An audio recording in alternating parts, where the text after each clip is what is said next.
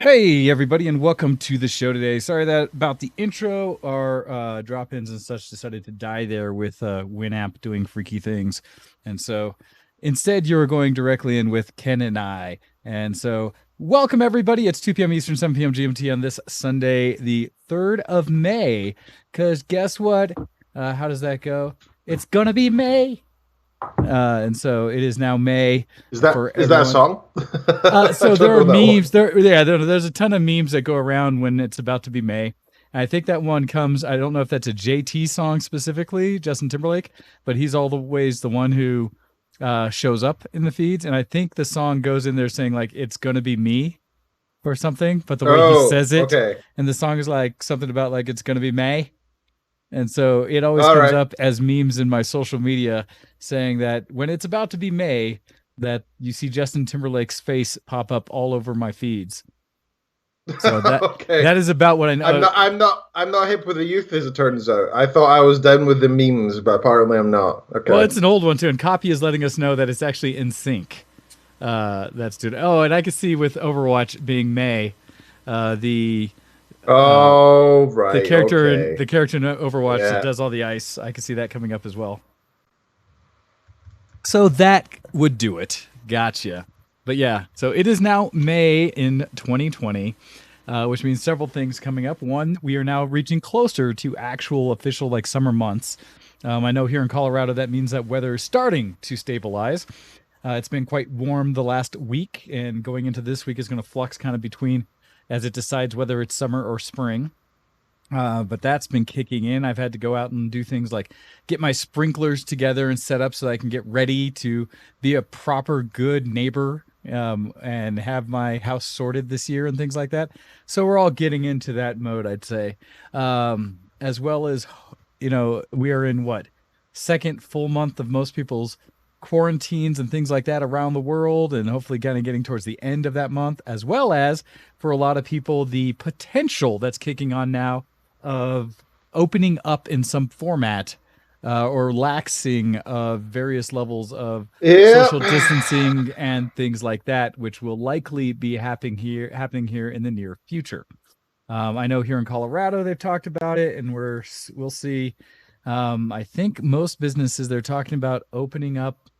Some things have started this coming week. In fact, I started getting notifications from various places that I'm a part of saying that they are open in some format or will be in this next week. My optometrist Mhm. called me, and so I have an appointment set with them. The one thing I will give that I give credit to a lot of these businesses that are opening as part of this kind of first wave is the ones that I've seen have been contacting saying, and this is what we're doing to ensure that everything we do is better managed, and how we're going to maintain better cleanliness, social distancing, or just lessen exposure between things. And so a lot of that's going on. So we'll see. It'll be curious how much, I guess, or how all of us feel like it's happening and it's doing. I'd love to hear from everyone. Feel free to email in at VTWShowX about what you're seeing locally, as how your municipalities and such are dealing with some level of reconstitution of normal life or bringing people in again and businesses going and things like that. I know it's going to be a little unique and different for everyone. That's understandable. So I'd be kind of curious to see what all of you are experiencing. I have still a little bit of limited knowledge when it comes to things like my work and such personally, what I'll be doing. I'm still not quite sure when I will be going into work. I know that my office, I'm looking at being one of the early members of the team that will try to get in and get things back to normal.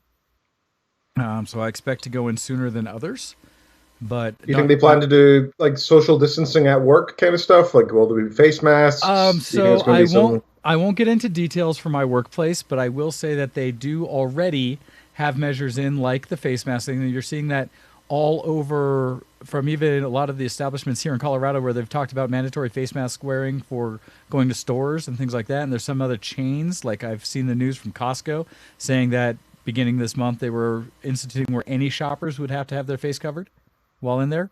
I appreciate some of those measures because I know when I have had to go out to go shopping once a week or so to get food and things, I still struggle with some of how people are themselves dealing Oh man, with what is if being conveyed as good ideas for minimizing exposure. you're being really kind about it, there's a bunch of morons out there, man. Like, people just not caring at all. Like, they seem to think that their idea of freedom. I saw a great quote about this today, actually. Um, your freedom to swing your arm goes as far as you want until it hits my face, right? That's the basic premise of it. And people seem to think that they have the right to just swing their arm around and around, punching everybody around them. That's not how freedom works. That's not the premise of freedom. Freedom exists until it starts affecting others. And self-isolation is important because your freedom of going out to the hair salon, getting your nails done, So, or I don't know, go to a oh football no. match, all these things are going to affect other One people. of You're going to one screw of over the other people. best things I've seen that kind of describe, and there's a few things I've seen keep coming up over this time frame. We're going to have our own little moment of discussing the memes, right? Or kind of what's hot and popular today of things that we've been seeing as ways people are expressing themselves out in the world today. So call this a mini section of our report on today's news and pop and what's happening. So some of the kinds of memes and things I have been seeing that I will discuss specifically about this because you're reminding me of several of them. Let's see, I might have to even go into my notes here to make sure I knock them all down, if you will. But I wanted to bring up, let's see, I'll bring up, remind me, Karens. I will bring up, Yeah, I've seen a lot of Second Karens. Amendment. I'm trying to think some of the other ones I've seen there and there. But yes, I try to be PC and nice about most of this. In general, the ones I've seen, because there's a lot of people out there about my freedom to be out there and enjoying all these things. One of the ways I've responded, or one of the meme kind of things I've seen that I've thought was poignant about all this, is when it comes up that a lot of the discussions, people that are protesting about social distancing and keeping separate from people, have been going on about people wanting to go do things they enjoy for entertainment, things Yeah. like that. So, or things they consider happy aspects that they normally do, like getting your hair, nails done, things like that, that make you feel more like a person or something in some cases. Or the people who want to be able to go out to the movies again and all these other things where they say open up businesses, because it seems like the people who are complaining are really complaining that they're bored and want to do the things that are frivolous. Because very few of these protests going out there saying and holding signs about the things they want opened have to do with anything about people actually their own jobs they want to do. Because Yep. as the meme goes about the angry white women not having enough, managers to yell out right now because they're in social distancing, they're the ones out memeing about or saying that they need their hair salons open, is that you don't hear them saying, I need to go back to work because No, I need no, money. they're the ones that those people are generally being quiet because they recognize that their life is more important than their job, right? Right. It's the people who are being moronic are kind of obviously being moronic. We can see it It's plainly and openly insane. in the news, on Twitter, and on Facebook comment sections in particular. Man, But it that just is so that's one of those infuriating. questions, right? Yeah. Is it just me, or am I missing the part where I see people yelling and screaming, or maybe I'm missing some level of reporting, because that can happen depending on the sources you're able to see. But it seems like most people are bitching about wanting to go do things that are distractions, wanting to get out in public and hang out with their friends, wanting to not have to wear a mask because, oh my gosh, that's so obtrusive. It's such a pain in their daily lives and such. That hurts my brain. Because yes, I don't love to wear a mask, but am I going to wear it in public all the time? Yes. The only time I don't is when I'm running, and I'm running way distant from everybody around me, right? And such, where, because breathing through the mask while running sucks, and I'm not actually exposing or going in with anyone. So that's one piece. But every time I'm shopping, when I'm going through a drive-through, the handful of times I do, trying to support local businesses, I always have a mask on. I keep right now a thing of cleaner, a general disinfectant in my car. So whenever I'm going to get Yep. gas or in between things, I can wipe stuff down. So I don't even grab the gas pump with my hand. I use the clean wipe and kind of thing, and the keypad and everything. Just in general, if nothing else, I know I'm keeping myself clean, but I'm also keeping things clean for the next person after me, kind of thing. Well, And that's the such. whole purpose of face masks, right? Like people keep thinking, "Oh, but the Why are you going to have a face mask if it's not even going to help you not get it? That's that people who ask that question, it shows their extreme ignorance and their lack of empathy, because it's not about that. It's if you're asymptomatic, you don't show any symptoms of the disease, but you have it, you can still spread it. You can be a Yes. carrier. Alternatively, if you have had it, and even if you had symptoms and so on, even if you think you're healthy now, you can still spread it. So the reason that people wear face masks is because you don't know if you're going to be spreading it to somebody else. You could be immune to the disease or not having any symptoms to it as your body fights off and spreading it around. So you do it to help the grannies down the street, the grandpas, the immunocompromised, the random people who happen to die from it, even though they're fully, perfectly healthy and 21 years old. Those people are the ones you're trying to protect. And Absolutely. it's not about you. Like wearing the face, if you see people wearing a face mask and you think they're being like overly cautious or thinking themselves self-important, it's quite the opposite. Those are the people who are trying to look out for you. That and one of the best analogies, and this was done on an image to kind of show how face mask protection helps all. I don't know if you've seen this. It was the pissing in pants image, and essentially what it's sharing. Actually, I'll see if I can find this because it shows like how if you were to, with you or the way it says like you wearing a face mask versus not, and someone else wearing a face mask versus not. Imagine if you were out there if someone's out there without their pants on taking a piss in the wind, right? The likelihood of you getting pissed on is significantly higher, right? And especially your bare skin. You put pants on and there's a chance that you'll still get pissed on, but it won't hit your bare skin. Like you still might get a little wet, but it'll cover you some. If that same person who's pissing wherever puts pants on as well and then pisses, the likelihood is that they're just going to piss themselves and not actually get you wet or anything at all. And so when you have both of you wearing pants, your highest protection of anybody else, except who is sick in this case, right? The person who's pissing himself, getting wet. And it's just a great example trying to say the whole point is it's just minimizing any sharing of any bacteria, virus, things like that amongst each other at all. There's the other things in there. And again, I don't understand, like the other one I had a challenge with, and feel free for people to tell me I'm wrong in this situation, but it was people going to various government buildings throughout the weekends or the past couple of weeks, protesting, wanting things to be open more.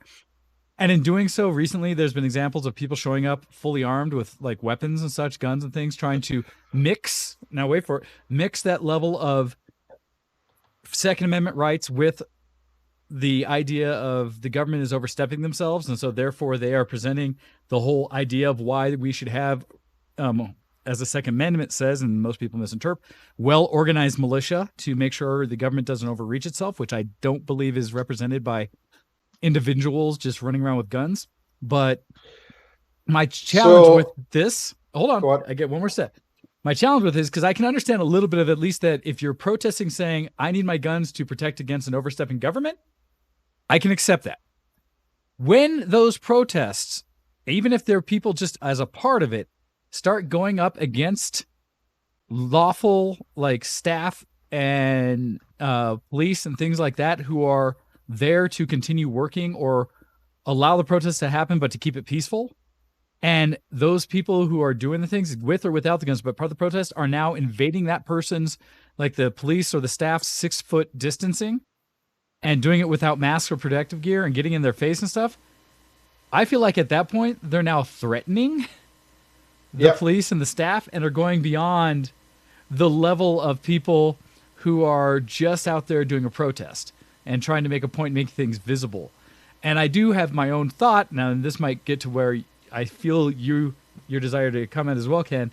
That when you show up with guns like this, and there's a big discussion we had throughout the week with social media as well.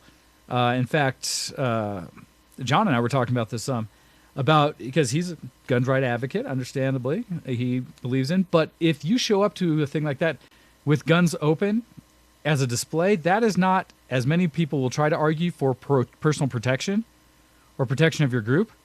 That is actually a way of threatening or putting out the idea that, look, I've got this, and I'm willing to use it. Because in my experience, everyone who's a reasonable gun owner and carries a gun for protection usually does it as a concealed carry in case of something versus brandishing it to say, oh, I've got this. Therefore, is like you should better act right or something. It's an intimidation factor. Sure, no, I'm not disagreeing with you. I just think that you're thinking in a very Coloradian. What do you guys call yourselves? Coloradians? Coloradans, I think, for the most part. Okay, because we're Michiganders, right? So, because obviously that depends on the laws of your state. I mean, for example, here in Michigan, concealed carry is pretty rare. Open carry is absolutely the norm, and that like concealed carry requires special permits and everything. It's kind of hard to get. We have our state's permits as well. I've got a little knife that I carry around with me actually because I use it for opening boxes and stuff, and it's quite useful. But because it's slightly over the limit that's allowed, I need to have it on open carry. So I have to like show the damn thing outside of my pocket because the open carry laws are very specific here. So I think it's kind of good that they have those laws because it's in some respects it's good to know who has a weapon and who doesn't. And the concealed carry, it means they've passed some level of testing and have some sort of requirement for concealed carry, which in which case I'm okay with those people having concealed carry. I don't like the idea of everyone having concealed carry, and then you don't know what idiot is walking around. No. Everywhere I know requires permits for concealed carry. Like everywhere I know and what I do. But that's the thing. The people I know who carry all pretty much concealed carry have permits and things like that because the whole point is they're not trying to say, look at me, I've got a gun. They're saying I have this for me and for my protection and those around me, and I know I have it in case something happens. Because there is a other concern that once you know there's a bunch of guns around, that's a whole nother philosophical discussion I go into where the more weapons in an area, the more likely a weapon will be used in any event, regardless of the weapon. That's a whole other discussion about just gun stuff in general. But my problem really was more focused on just how these demonstrations went about and how people were trying to tie things together. On top of that, the other one I was going to throw out there was because I've seen misinformation pushed out, and this is going to be Wayne's political moment because this goes a little past the memes, where they were pushing a lot of people saying, for whatever reason, that they wanted to minimize the ability for people to vote via mail. And it boggles my brain from a logical perspective because, one, I responded to a person I seen did it because they were an original Coloradan before moving elsewhere. And the fact that I have voted by mail as early mail-in votes in Colorado for the past pretty much 20 years. And there has never been an issue. It's totally secure. We've never had any rampant actions of people doing some kind of fraud or something like that. Even though there's a idea that's been pressed out there that somehow a lot of people are faking votes and that dead people are voting, that illegals are voting, things like that, which I've never seen because the ballots get mailed to me attached to my address based on what I'm registered with. And I get one ballot that I can then either hand in directly or mail in. That is my ballot that I have to sign and affirm and everything like that. And so that's how it's all handled. So it's not like there's just a bunch of blank ballots in the world that anybody can sign and put in with. It's all based on who's registered to vote in the first place. So all the same things, as long as you're registered, you should be able to vote by mail. But I bring this up because one of the things that blew my mind were the same people who were supporting the Open the States and open carry and gun things and stuff like that, who were saying, because a lot of the memes coming out were about people's rights being suppressed by being told they needed to distance. And my challenge was, it seems like for all those people who are gun carrying citizens who want Second Amendment to support not letting the government overrun your rights, should be the same people who are the most adamant about protecting voter rights. Yeah. Because one of the most basic goals of a citizen in the United States is to exercise your right to vote. And so everyone who's like, the government shall not suppress me, and therefore I need to have a gun, should be the front one saying everybody needs to have a right to vote. And if that means they mail in their votes because that's what works and that's what's safest or whatever, everyone should be able to do it. I'm okay with people saying, you need to be registered to vote, you need to be a lawful citizen, all those things, because that's true. And anyone who's trying to say voter ID nonsense, they need to say when registering, because after that, I don't need to carry my papers and y'all need to shut your face. But once you're registered and it's lawful, then everyone who's saying I need a gun to protect my rights needs to also be protecting the rights of all those other people, especially voters, because that's how we exercise and control our government. There's a lot of Wayne's Republicans rant. will stand up and say that they are of the opinion that they should the mail voting by mail should not be allowed because there's so many fake ones, right? That's basically their main argument. If Yes. that's truly their argument, then we need to try and work with Republicans, Democrats. No, I'm not a Democrat or Republican, obviously. I'm a foreigner. But both sides need to work with each other in order to ensure that the mail-in ballots are secure. They need to work together to make sure that happens as soon as possible, because you know what, democracy is not something that can wait, right? So, but every test out there says they are. You need to know exactly how it's going to be done. Everything says that they are secure. I think that by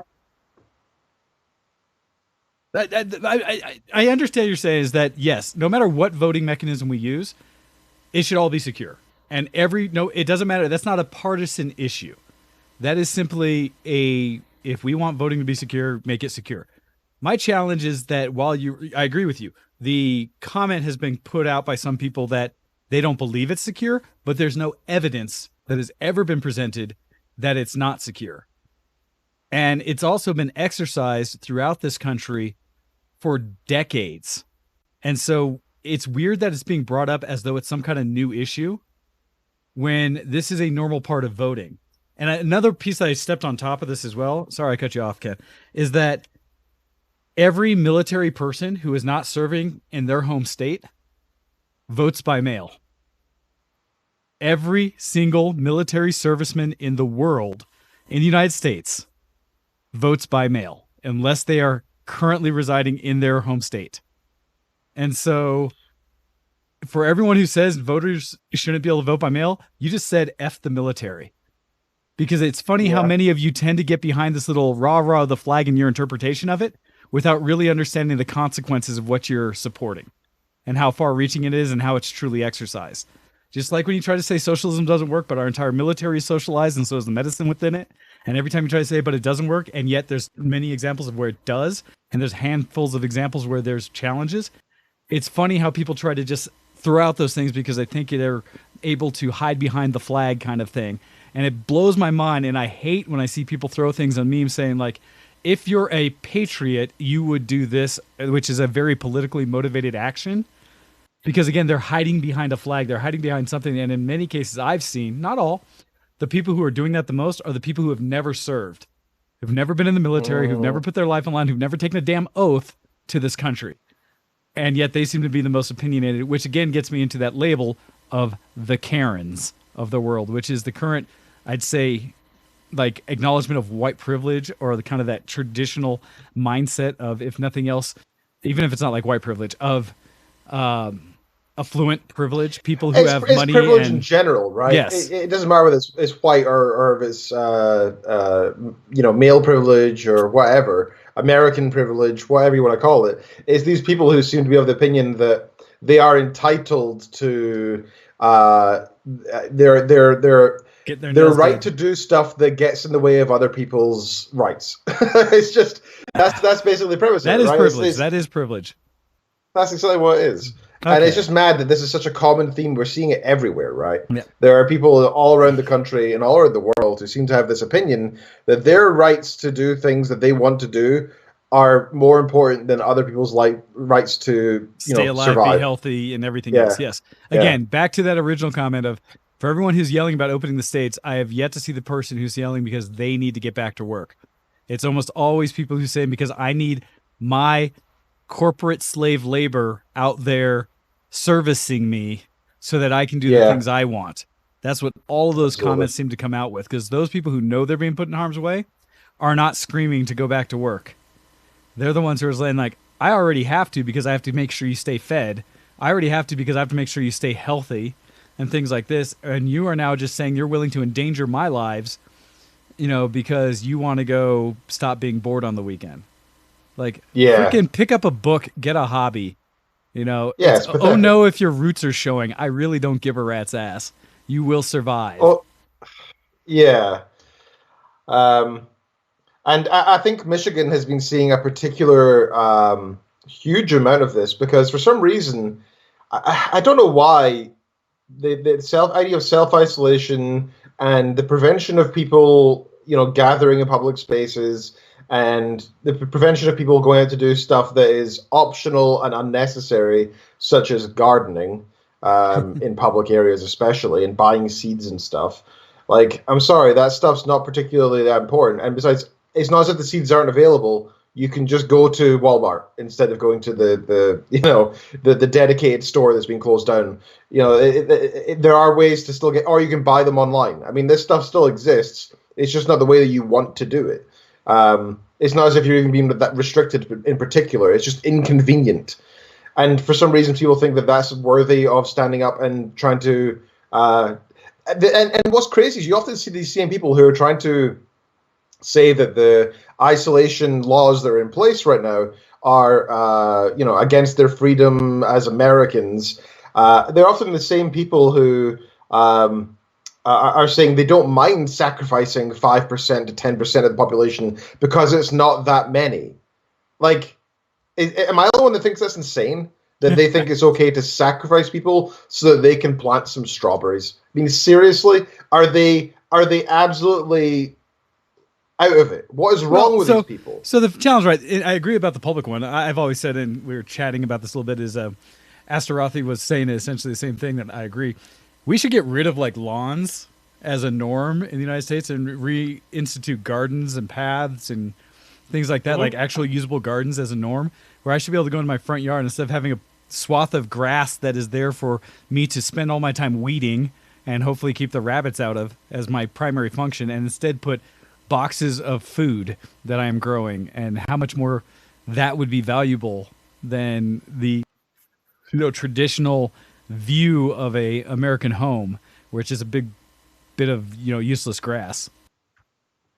But yeah, the whole plus, can I also just say this is a completely side thing to coronavirus and everything, but very important, and in fact more so than the coronavirus stuff.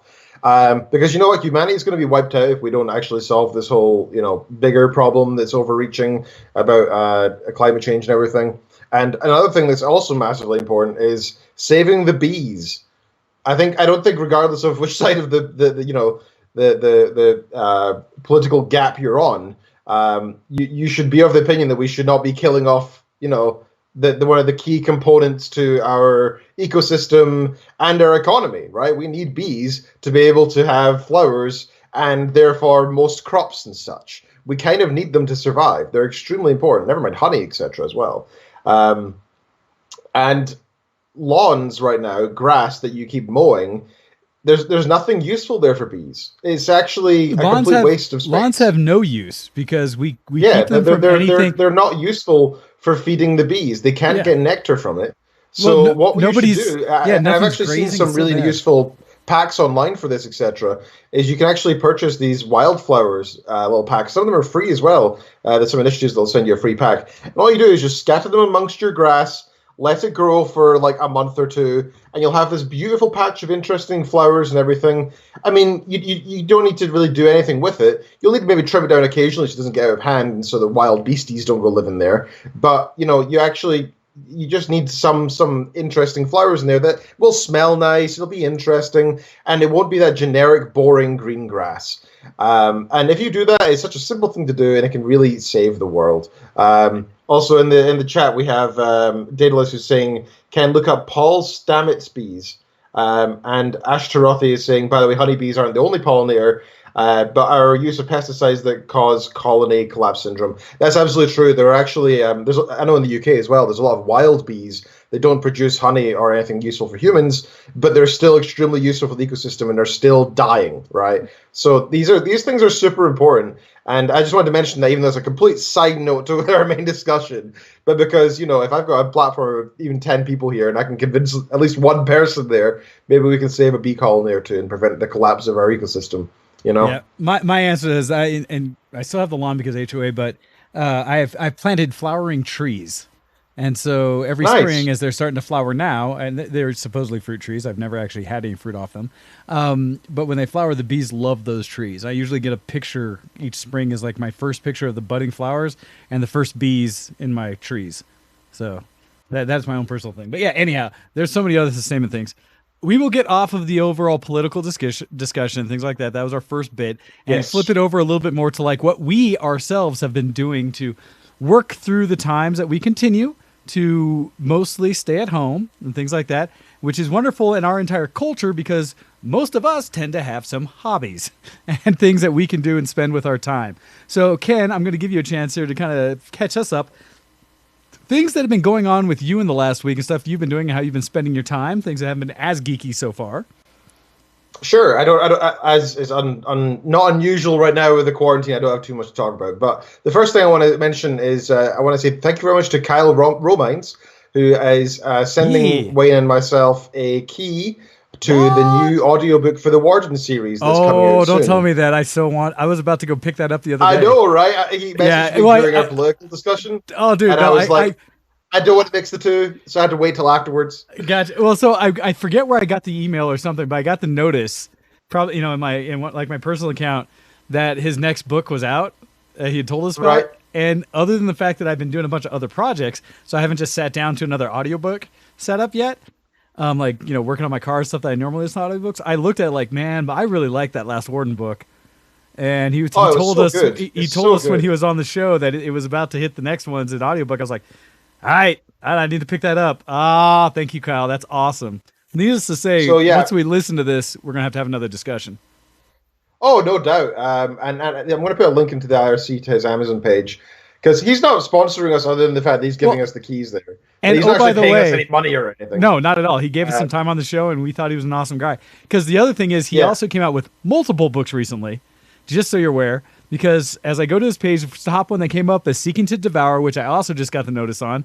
Because as we talked about, Kyle, he has so many genre that he puts out there that kind of boggled both Ken and I's mind of he doesn't just have this great, or fantasy historical kind of series that we have with the Warden series, but he's got a whole slew of different types of books out there. And so the new one, Seeking to Devour, which obviously it has on this cover a big werewolf on it, is more one of his monster books out there, which I would love to get into as well. Because right now I'm loving the whole Warden stuff. Was it the Tales of Fall series? Yeah. He's got a bunch of those. But to also get into... I have to go reread them, actually. And he has he has so many dang books out. I'm still impressed by him. He is so prolific. So, Romines, his full name is Kyle Alexander Romines. He is an MD, right? He's a doctor. He got his medical license and everything, but he's always just had a fascination with writing. So, unlike myself and Wayne, who spend our time on various hobbies, some of which less productive, such as watching TV and playing video games, Kyle just writes. That's his thing. He's like, okay, I've worked all day. I'm going to go home and write for fun. He is just continually pushing out stuff. And the content he produces is so damn good. Admittedly, I've only read the Fall series, which is Warden of the Fall one. Warden of Fall series. But they're so good. And the audiobook as well has a fantastic narrator. I said I was going to hold off on this third book in the series because I really wanted to hear the audiobook version. But he remembered that from our interview that we had with him on. And that's why he sent us the key. So he is such a nice guy. So a big shout out to him. Go check out his stuff. Not just because he sent us free keys, we love him for that, but also because he's just a super smart dude who produces good writing. And I don't understand how he's not got millions of followers. This guy is great. He's fantastic, and he pushes out so many books. Bam, bam, bam, crazy. So, cool. Shout out to Kyle. Thank you very much for the keys. We appreciate it, man. We'll have to ask you back on the show at some point. So my week otherwise, nothing particularly crazy has been happening. No, I don't think I have pretty much anything worth mentioning. We went out for a few walks. The sun is shining here in Michigan again, so it's gone up to hit 23 degrees Celsius yesterday, which is about 73, 74 Fahrenheit. Yeah, you're basically at the same place we've been here for the last week. Yeah, so you can see the red on my neck beginning to appear because I'm already burnt. One day of sunshine and I'm burnt. So we really enjoyed that. We made the most of it. Went out for a couple of long walks yesterday. And we also sat out on our was effectively our lawn, but it's an apartment complex lawn, with face masks as well, and sat listening to our audiobooks. But that's basically all I have is not geek really. So I'm going to save the vast majority of my stuff Okay. for the geeky side. So, sir, what Well, have you been up no to? worries. So for me, as I've been trying to find what my norm is currently, or what how I deal with things as I wait to go back to work, I've actually picked up, and I've been very happy with this. That I've been doing daily meditations and such as I get up. I actually, friend of mine, Lemon Laser, in fact, kind of got me into this routine as I had discussed some of the things she does for her routines, and it was like every morning getting up and before she starts work would like sit out on her balcony, drink some tea, and do a meditation, listen to a guided meditation that she has. And it reminded me like I've done this in the past, and so I was like, what a good way to start my day as well. So I have consumed more tea in the past week or so than I recall, and I love it. But getting a nice thing of tea, sitting out on my porch swing, and just kind of enjoying that I live in this nice quiet neighborhood, and so hearing the birds sing and stuff like that, getting out, usually if the sun's out, nice blue sky starting off the day for most of my days, and really enjoying that and going through various meditations and such. So that's been one thing that I've been doing to kind of start my days. Also, I've been trying to stay active, continue to do my running. In the last couple sessions, my last one was a little rough because I did a different route and went up a hill the whole first half of it. That was a bit tough. But I got my 3 miles in this last week and was able to average 10-minute miles. And so I have continued to like drop my overall run time, which makes me quite happy. And in this being my current top, like it's not that I hit it faster every single time, but it dropped probably a solid 45 seconds from my overall 30-ish minute runs because I did a 10-minute solid. So I got 30 minutes for 3 miles, which was awesome for me. Randomly on top of that, I've been doing even though we didn't maintain our challenge on Discord, just doing other random stuff, I got reinvigorated because, again, talking to Laser about some of the stuff she's been doing handstands around my house, where it's like as I go between my office and my front room, my big open dining room area, I'll just go and try to do handstands for as long as I can in the open carpet. And it's fun because I have gotten better faster than I had in the past. And so it's just some silly random thing I've done. But along with all those, on Saturday or Friday, I went down to one of the local state parks to our reservoir and spent kind of the day hanging out on the beach. And it was nice because while a lot of the national parks are closed in Colorado, a lot of the state parks I think are all still open. And it was interesting to watch because they have been very busy. And so when I went there, long line of cars getting in, which is just by itself kind of surprising.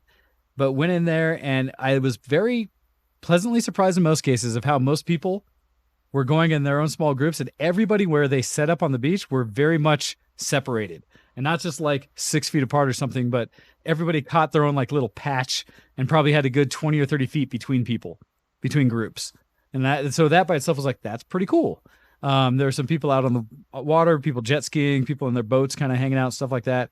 Although there was also links where I looked and kind of observing the groups, I figured a lot of them were not family groups or groups in the same house. Yeah. And so there was still some congregating of other groups, which, as I've thought about this more, from a logical perspective, I can understand where as long as you keep your socialized groups to a very minimal level, because I've known some other people who've done this too, where it's like family groups, but not just in the house.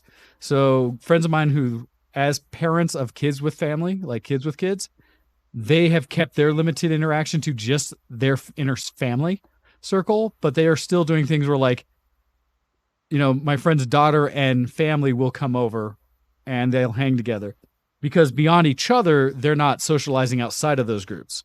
And so what I've seen is, and I can accept is some of these minimal exposure groups where it's like you have one or two people and that's all you hang out with, because especially where it came up for me is like in my own situation where it's just me in the house, that having a friend or two that I know, and for me, it's been like one person outside of my household that I hang out with who essentially does the same thing, where it's like our quarantine buddy or something, so that we're still I think it's all with numbers, right? I mean, if you have a big group of people getting together, be it two families, that's still a lot of risk, like at once. You're still extending it. Being one person and that's it, is always pretty minimal. Um, I don't Well, know. the I, challenge comes, it's the logic things of a few things. It's like knowing how everything spreads and how your exposure happens. Where, yes, the joke I've seen on late night shows is when are we all going to be able to go out and start licking doorknobs again? As the level of the complete, I don't care, I'm exposing myself to everything kind of never. joke, right? But that's the joke. And when they're asking like other like city leaders and stuff, when do I get to go lick doorknobs? Um, but the idea being that we are all potentially at risk anytime we go into public and any space where other people travel through. Our current recommendation is not that you can never see anybody, that you can never go to places where other people are. It's that you can only go to places as long as you are still maintaining the distancing and the safe exposure rules about minimizing what you're touching and washing before touching other things like that. That's really what's affecting the change. The easiest means to do that is to just not go anywhere, right? But it's not realistic to Yes. never. So then the discussion comes up when you understand what you're doing and how you're protecting yourself, you can start to go out more because this is even part of that reconstitution plan that you're as we go into public more, the hope is that everyone will still try to maintain more distancing and awareness of cleanliness and things like that, which will allow us to maintain or the flattening of the curve, the minimization of transference, as we start getting into more regular interaction where people are out and about. And so I believe you can do that in slightly larger circles than just your own household. But again, there's a challenge with that because not everybody is doing it smart. And one of my challenges is seeing more and more people who just blatantly do not. Like it's challenging I for me think when I'm being good and I see people right next to me just not giving any cares. Well, And it's like, that's the problem, right? I mean, like if you have okay, in any situation where you have people who are mingling, be it one on one, be it 1 to 5, be it your neighbor seeing your family, whatever it is, all it takes is one of those people to have screwed up or to have accidentally come in contact by, I don't know, standing too near somebody on a path who coughed, right? Something as simple as that means it can spread between from one person to maybe 12, 20, 25 people, absolutely. right? And that's kind of the thing is that we need to minimize it so that you only go out when it's completely necessary, such as daily exercise. I'm sorry, it is necessary, right? We need to be able to survive. You can't just sit on a couch all day. Um, and when you go out, you achieve social distancing. And otherwise, the only interactions you have with other humans are either online or in person, but with face masks and like 2 to 3 meters apart. Um, that's kind of the only way it can be safely done. Like we have some friends that live just a couple of doors down that we haven't really we bumped into them outside once a couple of weeks ago, but we haven't otherwise seen them, and we refuse to. They haven't tried or anything, but if they said, "Do you want to hang out?" Just the four of us, we would say no. That we're not going to do that. That's too much of a risk for you guys and for us. It's just unnecessary. As much as we'd like to, we miss our friends. We don't think it's worth the risk right now. Um, and I think when things start getting back to normal, because it's not going to be a definitive, on-off binary thing. Oh It's no, going to this be is always going to be something that progressive. exists now. It's just about how well we Yes, can always deal with it. and I think that even the places when they go back to work, like I know when I go back to work, I'm still going to be maintaining social distancing. I'm still going to be have a staggered return to work. I doubt I'm going to suddenly start going Monday to Friday, 9 to 5. I'm probably going to be like, all right, I'll be in this day, and then I'll maybe organize with my coworkers that they go in other days, and we'll do that for a I few weeks. Well, so I agree with you in that because actually, and two sides of the thing. One, to address what Earth just said, because I agree with him significantly, and this is where part of my perspective coming out, saying that he's putting out there that those who live alone will have a different viewpoint than those who have others in their household. Absolutely. And I will agree completely because it's a whole different perspective to say, well, I've got my cats, and that is my entire actual interaction with a human, to someone who even just has a spouse or a roommate or something in their house. It is a significant difference.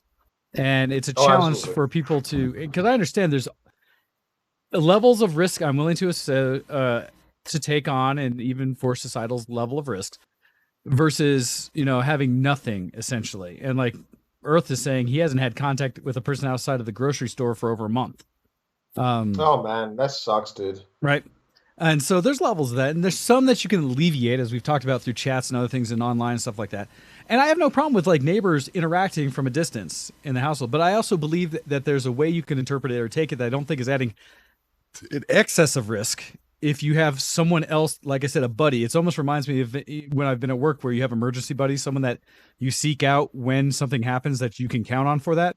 That if you have someone in your social circle that you have designated as like, we are our family unit for this situation where we can actually interact with each other and we'll still keep it to minimum.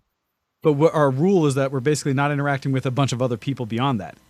We're extending our potential exposure between the two of us and our necessary out in the public to keep supplies running activities. So it's kind of like just saying my house is now my house and your house. And that's it. So that I have at least one other person I'm interacting with. It's an interpretation of it. Yes, is it 100% to the rules or no? But I think it's if you think about it in a logical sense, it still meets most of what the whole ideal is of not just randomly interacting with a bunch of people and constantly exposing. So it's something that I know in my own experience. It's a way to still be very good, but not go insane.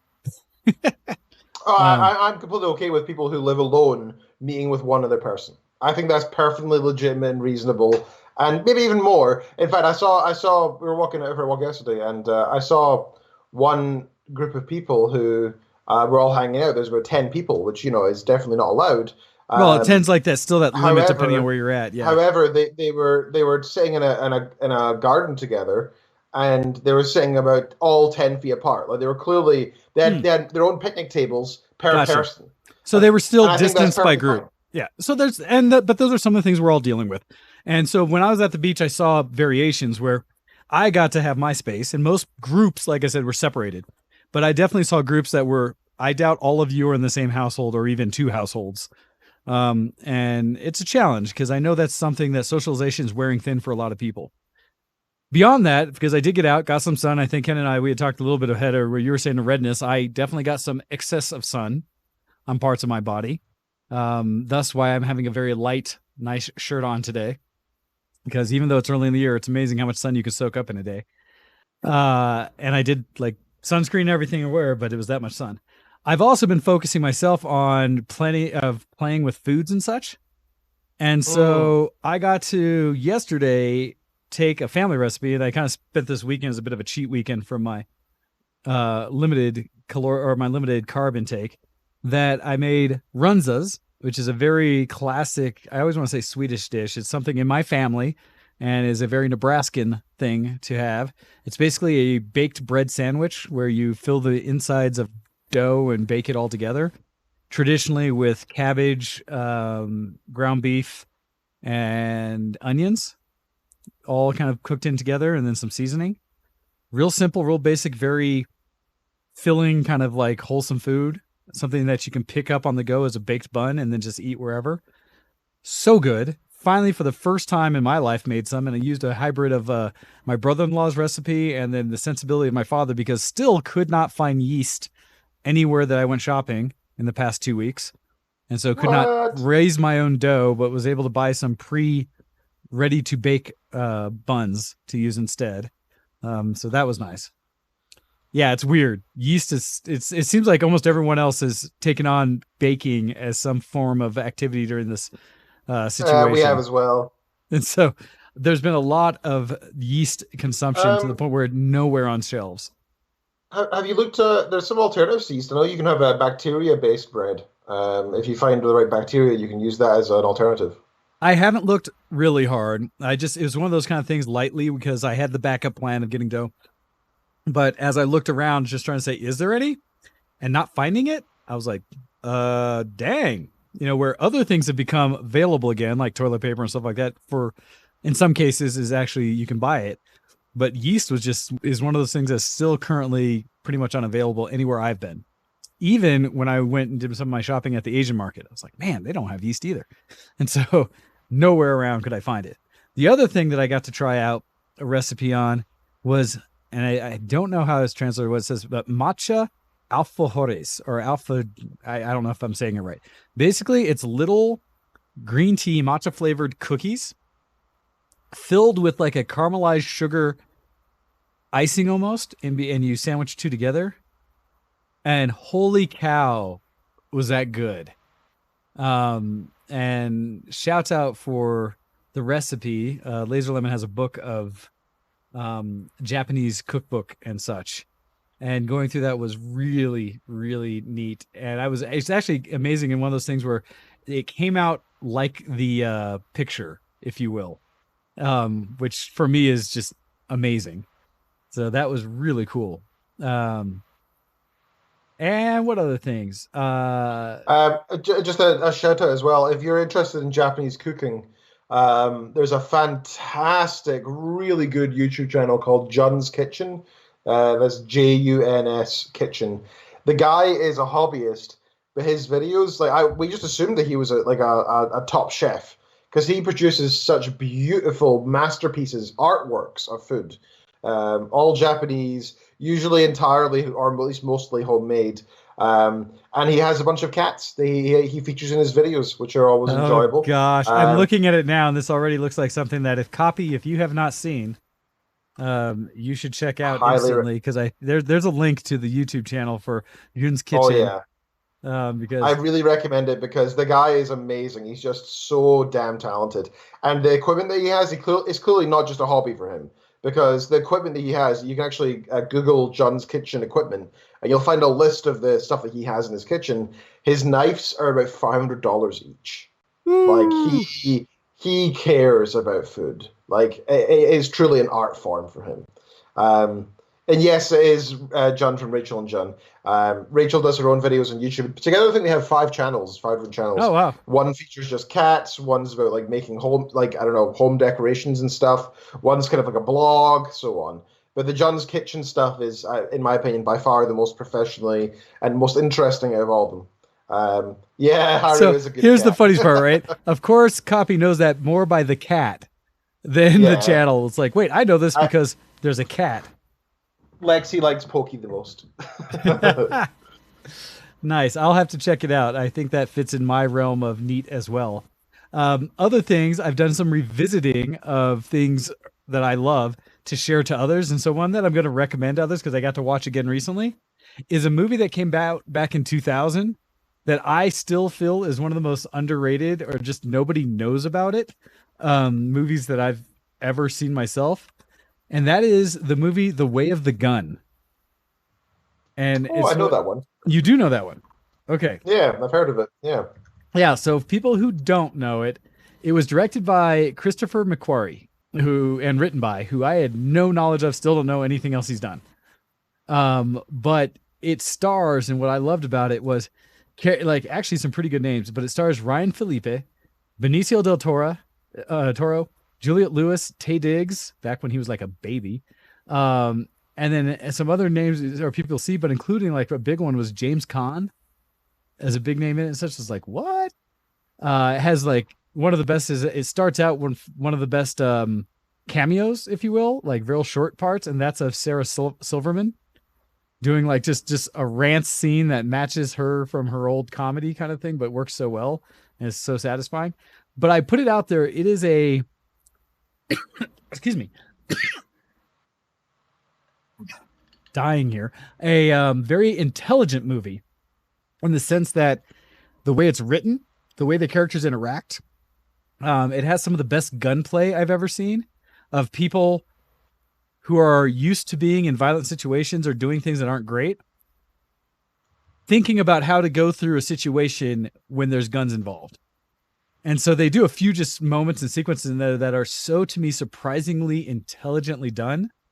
It blows my mind. And it's one that when it first came out, I threw to everybody I knew saying, if you have not seen The Way of the Gun, you need to. And everyone I know who ever watched it loved it. And so throwing that out there is something for just an awareness. If you haven't seen it yourself, check it out. So, yep, throwing that one out there. What else did I do? So those were the main ones. And I have a way forward. This is another piece.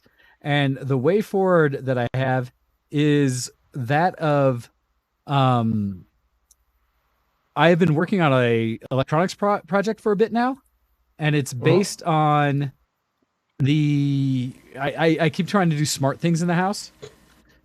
And I take it you don't mean generally intelligent things. You no, mean smart smart device. devices. Smart device. So Okay. this is a bridge to the geeky side. Um, I had initially brought in some of the robots into my world so that I could ask, Alexa to do things and such. And playing with that idea, and for the most part, it's fun things for me to play with and understand. But one of the things I have liked is changing out some of my light switches in the house, so I can just tell the robots to like turn on this light, turn on this. Like in my bedroom, I have a space heater, and I put a smart plug on it, and so I can just say like, "Hey, turn on the heater in my bedroom," and it kicks on. It's like awesome. I don't have to go over to it, find the remote, turn it on, things like that. Stupid stuff, right? But one of the things I Sure. really like is I have that in my living room, so I can just tell it to turn in like my ceiling fan or my lights in the living room, things like that. If there's a dimmer switch, you can tell it to put it to a percentage. So I wanted to incorporate some of that into my bedroom and put it on my lights and my fan in the bedroom. Challenge is the fan in my bedroom is a fan that already had a built-in wireless remote, but in doing so, that means it has its own controller in the fan versus just a dumb pull chain fan. Oh, are you And talking about this one when I visited? yeah. Yeah. So I've been struggling with how to figure out how to wire this thing so it would work. And what I ended up doing, or I found finally through a lot of research, found is that what you have to do is bypass that controller completely and essentially pull apart the fan and take out the controller and instead plug the lights and the fan motor directly into the power from the wall. And then you can control them via a switch on the wall. Oh, okay. Because otherwise, what happens when the power goes into the controller, it only takes one of the power leads in and then distributes it amongst everything else. And therefore, you can't run anything cool into it. Like you can't run dimmer switches or fan control switches or anything like that. You have to use a controller.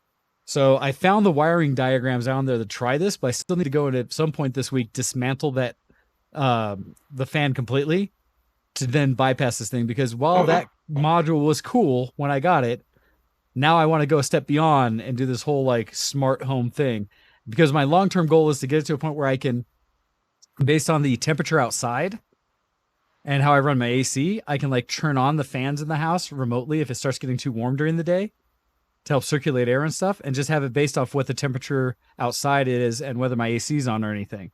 You kind of start tying that Nice. together so that I don't have to be the one manually doing it, as well as like set up a sleep sequence where it's like during when it's this hot out or it's this hot in the house and I'm going to bed, turn on the fan, do this and this, start the lights at this, at this brightness and then reduce them to this. And actually I'm switching out my bulbs to be individual color control bulbs so that I can actually do like a different color tone as it gets later at night. I'm doing all these things to try to optimize my environment for sleep and for waking up and things like that. And so I'm really happy because I found out with fans that have fan controllers, you can just bypass the wiring if that's what you're going to do. So anyhow, that's where I was going to go with that one. All right. So that's what I've been doing with automation. Ken, you have sent me some things that you wanted me to share. And so Yeah, so I forgot about a couple, like, not, I don't want to say not major because to me they're very important. But a couple of events this week that I took a video of. So if you do the second one first, that would be great. Second one that- first. Oh, that's the- see? Not okay. Let me grab the second one Oh, first. sorry, I'm a pain. So these are both on my personal YouTube channel, so you can always check them out if you want to there.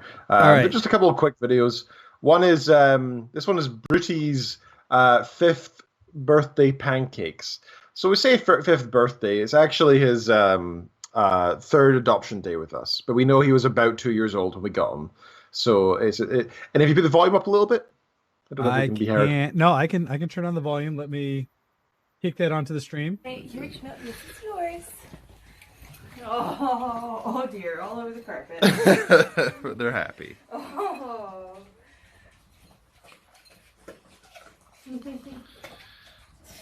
We love our dogs too much. He's so happy. I'm happy that you got both of them involved in it. Oh, you can't make pancakes for one and not the other. So it was Kitten who made the pancakes, and I don't know if you can rewind it to the part where it zooms in onto the actual pancake. Oh yeah, right 'Cause there. she tried to make it into the face of Brutus, which was really cute. So she made pancakes with his face on it. We love our dogs too much. So they can eat their own face. No, gotcha. All right. So So the it was made with completely dog edible stuff, right? So it's all fine. I mean, dogs can have apples, but they can't have apple seeds, for example. So we're careful with these things. And we know what they can eat, and it's been like 6 days since then. And he's fine. So nice. yes. So the next video is I called it the first day of summer because it was Brutus and Tank and Kitten and I out for a walk, and we stopped at this little area and tied the dogs to those wooden columns there. And the first thing they did is they lay down in the grass and started rolling around like mad, having a good time. Nice. The enjoying the fact that they're in nature and outside. Yeah, they're super cute. Um, They're just ridiculous. Just as soon as we put them there, they both just lay down in the grass and start rolling around. They're great dogs. And it's these little things. I'm glad I captured that on video, because that's the kind of stuff that, dogs have short lifespans, right? So these are the kind of things that I'll look back on one day and really appreciate having taken video of. And I think it's just sweet. No, that makes sense. That's really cute. Yeah. Anyway, I thought Nice. I'd share. I realized I didn't really have much to share for my week, and then I saw those on YouTube and went, oh, why didn't I share those, Thank you. Hando Thank you says, for this. Hando says today I learned dogs like pancakes. Man, dogs like everything. Like Yeah, I was gonna say. they would literally eat like cyanide if I presented to them on a plate, they would assume it's the most delicious thing in the world and eat it all.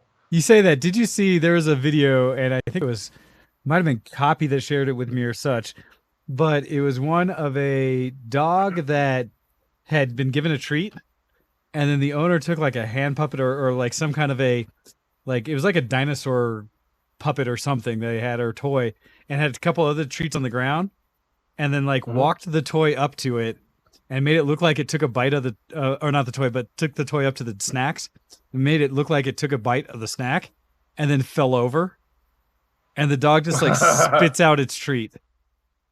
Oh, what was it? Reaction. Wait a second, there's something wrong with this. It was adorable. That's funny. Yeah, but we've you shouldn't do this, right? Because we after giving the first slice, we realized, wait, is this toxic? Lemon slices. You should never give your dog lemon, not because it's not going to cause any major effects. A single slice of lemon, especially with big dogs like ours, but it's not good for their digestive tract.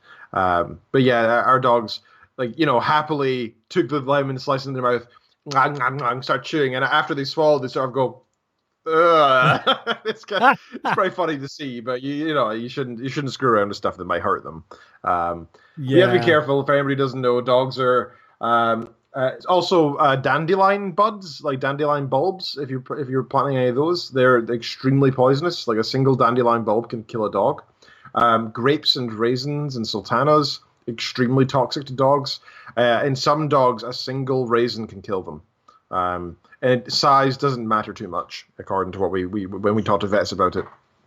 One of our dogs, I think it was Tank actually, a few years ago, ate an entire bunch of grapes. So we took him to the emergency vet.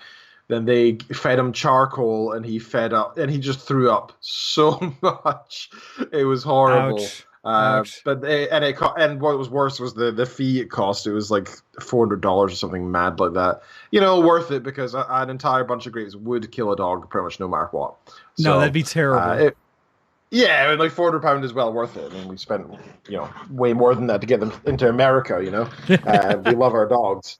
But still, you just don't leave grapes out. Onions as well. Onions are also extremely toxic to dogs.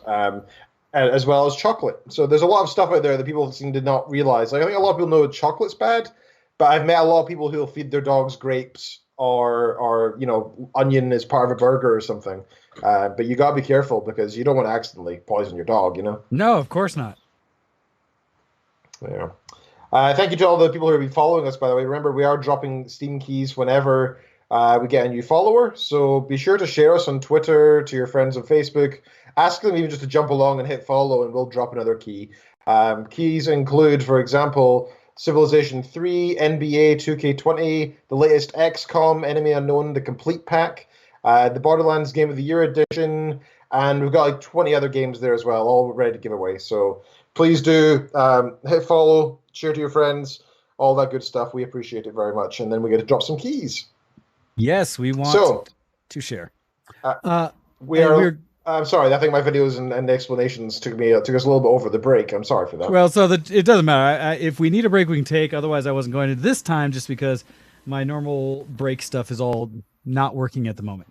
And so, That's fine. I'm happy to continue anyway. That's cool. all right. So I actually made 2 drinks at the start. It's as if I knew. nice. Yeah. See, I have although I'm getting lower on mine, but I have my refill to work with it right next to it, so I can go a little longer. Very nice. But I wanted to switch over as we start talking things a little more geek related. That we got an email in from our friend Hando, and so Hey. I was going to talk in Hando saying 2 things geek. So he starts off saying, "Hey X-Men, finally did something I've been wanting to do since my days going to music college. I bleached my hair. The result is a platinum blonde color, and I have to say it turned out really well and has brightened my mood greatly. If you've been thinking about changing your look, now is the time. If it sucks, just wear a hat until you fix it. If you have questions, ask Hoppy." Says also, Go ahead. No, I agree completely. It's the perfect time to do this because who's going to notice, right? I mean, you can do whatever you want. I actually saw one of our mutual friends almost shaved her head, not to baldness, but very close to. Very short, because now is the time, right? If you want to try out that new hairstyle, if you want to grow that goatee, now is the time. No, it's a funny one, and it's also interesting because a lot of people have done the whole there's 2 sides. A lot of hairdressers have been like, please, ladies, don't do the self bleach at home because you risk all of this. For those who don't know what they're doing, a lot of potential stripping hair and such. But at the same time, hey, if you're gonna play, now's the time. You might have a little bit of time to grow things back or readjust before you get seen by everyone again. That's funny. Well, you'll have to share a photo or something, Hando, to let us see what that looks like. As you continue on, it says, I picked up a game called Not for Broadcast that was on sale for less than $10 last week. You play a TV broadcast engineer in the studio, and you are in a society that has become more and more dystopic. You either censor and choose to run the content of various newscasts and other TV content with consequences that I'm looking forward to exploring. We'll keep you posted on how it turns out. That all coming from our pal, Hando. And so that's interesting, actually, because he did share that with me in Steam, and I was taking a look at it, and it reminded me, oddly enough, although this is a TV broadcast, with first thought of it was, oh, crud, what is Night? It's the radio broadcast podcast about all kinds of weird things. Welcome to Night Vale is what it first reminded me of, in the kind of the premise of it and the kind of look for it, except that this is actual news broadcasting and not nearly as crazy as Night Vale is. But it looks interesting. And I'll be curious to hear about like the controls and such of when you're censoring clips, how long you have. Do you have to react right away, or is it kind of, do you have time to set up ahead of time as what it is you're doing overall? Very curious. And let's see. Copy's saying that she's also doing some self-grooming by giving herself a princess haircut and is going to dye it again once the border opens. Nice. So let's see, as we get in, and you guys are all welcome to share your geekiness with us on VTW Productions with our new email at vtwshowx@gmail.com. We will read them during the show. So if you ever want to give us a little more long format of what you've been doing to pass your time throughout the week, what you've been doing that's geeky and such, feel free to let us know. We'd love to have it. Hell yeah. All right, so more geek related. Let's see. I'll go ahead and kick things off because I forget whether I shared some of this, because some of this I'd set up in case or whatever with our last show, but we ended up talking that whole show with Nick. So I don't know if I brought up any of this. I had been working on trying desperately to continue my stream of the Zelda series and to try to finish out Wind Waker. And it sucks because I was planning to finish it this last week, but then got mixed up with a whole bunch of other little projects throughout. It's amazing how I will go start the day with an idea and then I squirrel off or something else comes up that as I'll get into later, things that break that I suddenly feel like I need to fix and stuff like that. And in doing so, come back and I didn't quite spend the time I wanted to, as well as I come to find out that Wind Waker's, I thought I was in a final push towards the end and realized that final push involves the last, 3 or 4 dungeons that are all pretty significant dungeons. And so I was like, I started the first dungeon one stream day and was like, I will knock these all out today and we'll beat the game. And however many hours later, as I was walking away from that first dungeon, was like, or I'm going to stop after this dungeon and I'll get back to it with the next. But I still have the goal to try to, before all this finishes up, to finish Wind Waker so I can get started on the next one that I want to play, which is Twilight Princess. Because while Wind Waker has been a lovely, fun, cartoonish escape into the Legend of Zelda world, and I've quite enjoyed it, especially following after Majora's Mask, I keep hearing while Twilight Princess is another dark game in the series, it has, a lot of people told me that one of the best storylines across the board and some of the best characters out there. And so I'm looking forward to getting into that. And I may like try to do that along with having my little Nintendo, or not Nintendo, but Zelda encyclopedia that has all this information in it along with, so I can know more about what's going on. I find too often I just kind of play through the game and don't spend enough time in the world of the game and learning all the stuff. So want to do that. I also found out that I am still not immune to getting frustrated with some experiences in games, especially if I am not as naturally talented or good at them. And that specifically talks to trying to play a couple weeks ago with my family in Risk of Rain 2, which is a progressive shooter and multiplayer game that you all get together and kind of run around third person, leveling through and going up through big fights amongst creatures and constantly progressing to a point where it gets too hard. And it benefits heavily from playing the game enough to have familiarity with all the different builds of like what items you can get to improve your character throughout. And there's a large number of items at various tiers, such that you don't have to spend time thinking about what you're grabbing next. You just grab and go. Because playing with my family, I ended up very quickly getting outscaled to the point where I wasn't even a bullet sponge anymore. I just kind of showed up in a level, died fairly quickly, and then spent the rest of the game watching them play. And I realized that got very frustrating to me and had to walk away from the game after that. I was just like, oh, some games can be too much for me. And I just have not invested the time necessary to learn the game enough to, I think, enjoy it at the pace that the rest of my family can play. So that was rough. Also, as I got done with a few projects here and there, I started focusing again on doing some more 3D printing. I had been asked by Xenocat again to make some models for her to use for her business. Her printer, unfortunately, had gotten mucked up and she needs some help working on it. And so in doing so, I took on some of her workload for some things she needed done right away, which was cool, except that when she asked me, none of my printers were working. And they had all suffered different types of failures. My oldest printer had suffered an issue where one of its fans stopped running, the main fan on the hot end, which you absolutely need to help regulate the temperature. And so it was overheating as it was printing. So I had to figure out how to wire it again or where the connection break was. And it took me a little while to figure out where it was to then rewire it. My next version up of it, the one that was like the finished version, somehow got a massive clog in the hot end, which caused it to just keep cooking the filament and eventually charcoaled itself out and I couldn't even push filament through it at that point. Had to disassemble and completely rebuild the hot end. And then even when I did that, the thermistor on it fell out the next time it printed and it overheated again and started cooking. So I had to go through the whole process a second time and try to put it back together better. And then my more expensive one, the R2 I have, the bed level sensor on it apparently went out. And so it kept crashing the print head into the print bed, where every time it would try to level itself, it uses a little laser finder to say how far from the bed I'm on. And it kept doing that, but then it wouldn't work. So it just kept going and going and going and pushing itself into the bed. And thankfully, after a little bit, it would air out. But I was like, well, can't print this. So all three of my printers were broken. Had to order one more new part for the R2, and it came in stock and came in recently. The other ones I had to spend some time wiring. But now they're all working again. It's this weird cycle I have with my printers that is a reiteration. If you ever are curious about 3D printing, cool. Feel free to ask me some questions and let me tell you the ups and downs and the realities of what it means to get into the hobby. Because I always go back to the first time I had one go down. It was down for like 6 months before I finally fixed it again. It can be daunting. So just a heads up. But those are the main things that I've been doing that have been geeking the last week. Trying to think if there's anything else. I think those are the primaries. Yeah, that's pretty much what I've been doing this geek. How about yourself, That's pretty Ken? good stuff.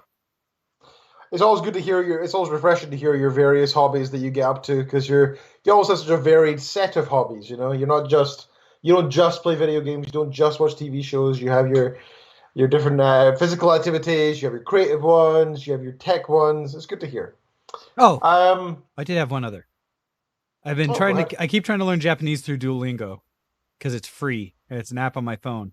And I'm currently like 30 days, 31 days or something solid in doing my 2 or 3 lessons a day. And so, oh, it's while I funny. cannot Funny you speak it, mentioned that. I'm learning the alphabet. I'm Oh, nice. It's funny you mentioned it though, because I'm 12 days into doing the German one. Nice. So that's been quite enjoyable. A lot of it is just revision because I think I finished like 20 lessons before, Oh, and nice. I'm now going through them all again because You're I've forgotten the bringing them vast majority back. of it. Well, it's Yeah, funny like because the way the app I does it. remember bits of it.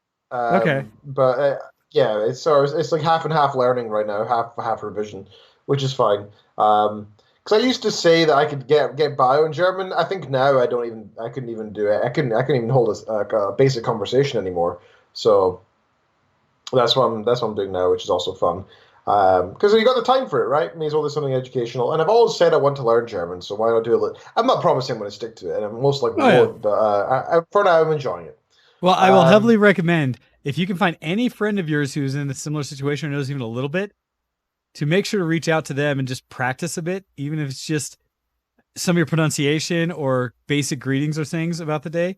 Because I found that having people I know, because Japanese is a big one, so many of my friends in anime and stuff like that around geek culture when it comes to anime or things like that in Japan know some Japanese. And so for me, there's a big hook to if I can start some days by just saying Ohio or something like that, saying good morning and stuff like that to people, it adds to my desire to continue it and to keep up. yeah. If I could just start saying Ohio, konnichiwa, and start like getting into basic stuff. Because right now, nothing I'm doing is conversational.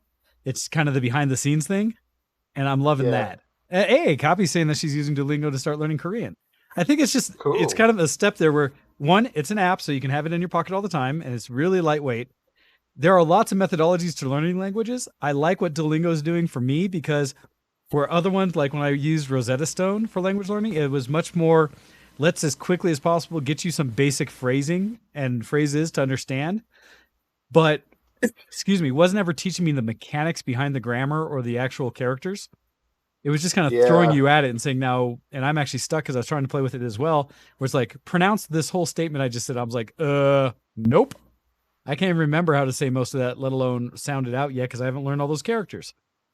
But it's just trying to throw me Yeah. in. Where Duolingo is like, here's this character. Here's it being used in a word. Okay, do you remember what that word was? Hey, what was the sound of that character again?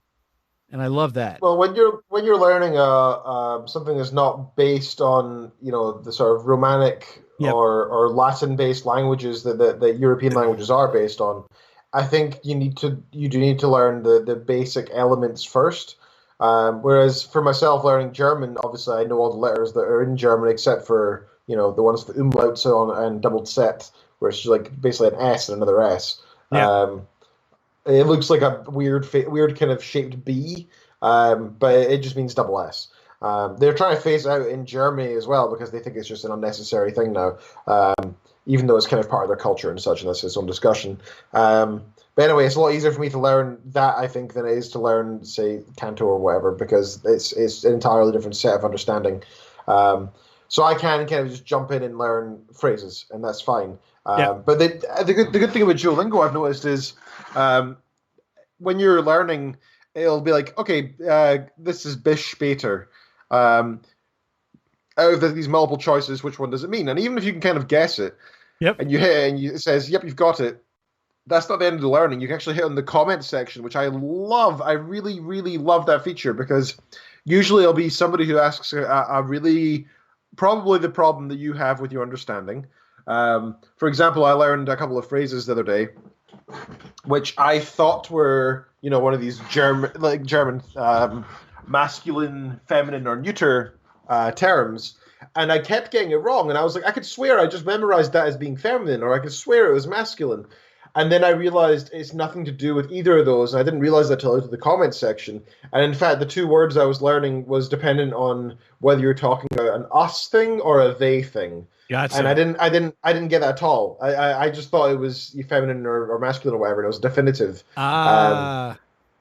So I kept getting the opposite, and I was like, I could swear I just got that right before, though. Why is it wrong now?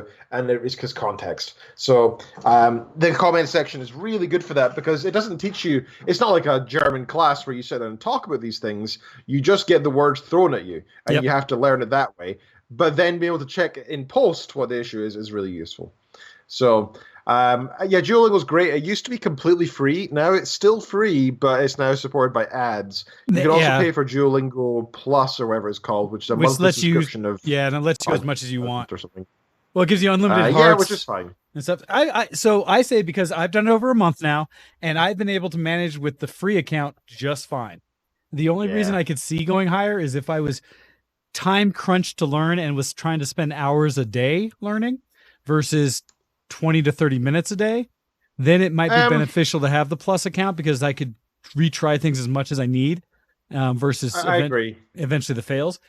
And I feel like if that was the case, you could get a Plus account for a month and binge and then turn it back off and you'd be fine. So I don't mind their method. The only thing I dislike, and mine at least I've said, is it lets you do like 2 ads or 2 lessons in a row because that's like your minimum per day that they want you to do. But the problem is that the ads that they start to run every time consistently, the first ad is fine because it'll let you X out of it after a moment. But for me lately, the second ad is one of these interactive ads. It's like, play this game and then go buy it.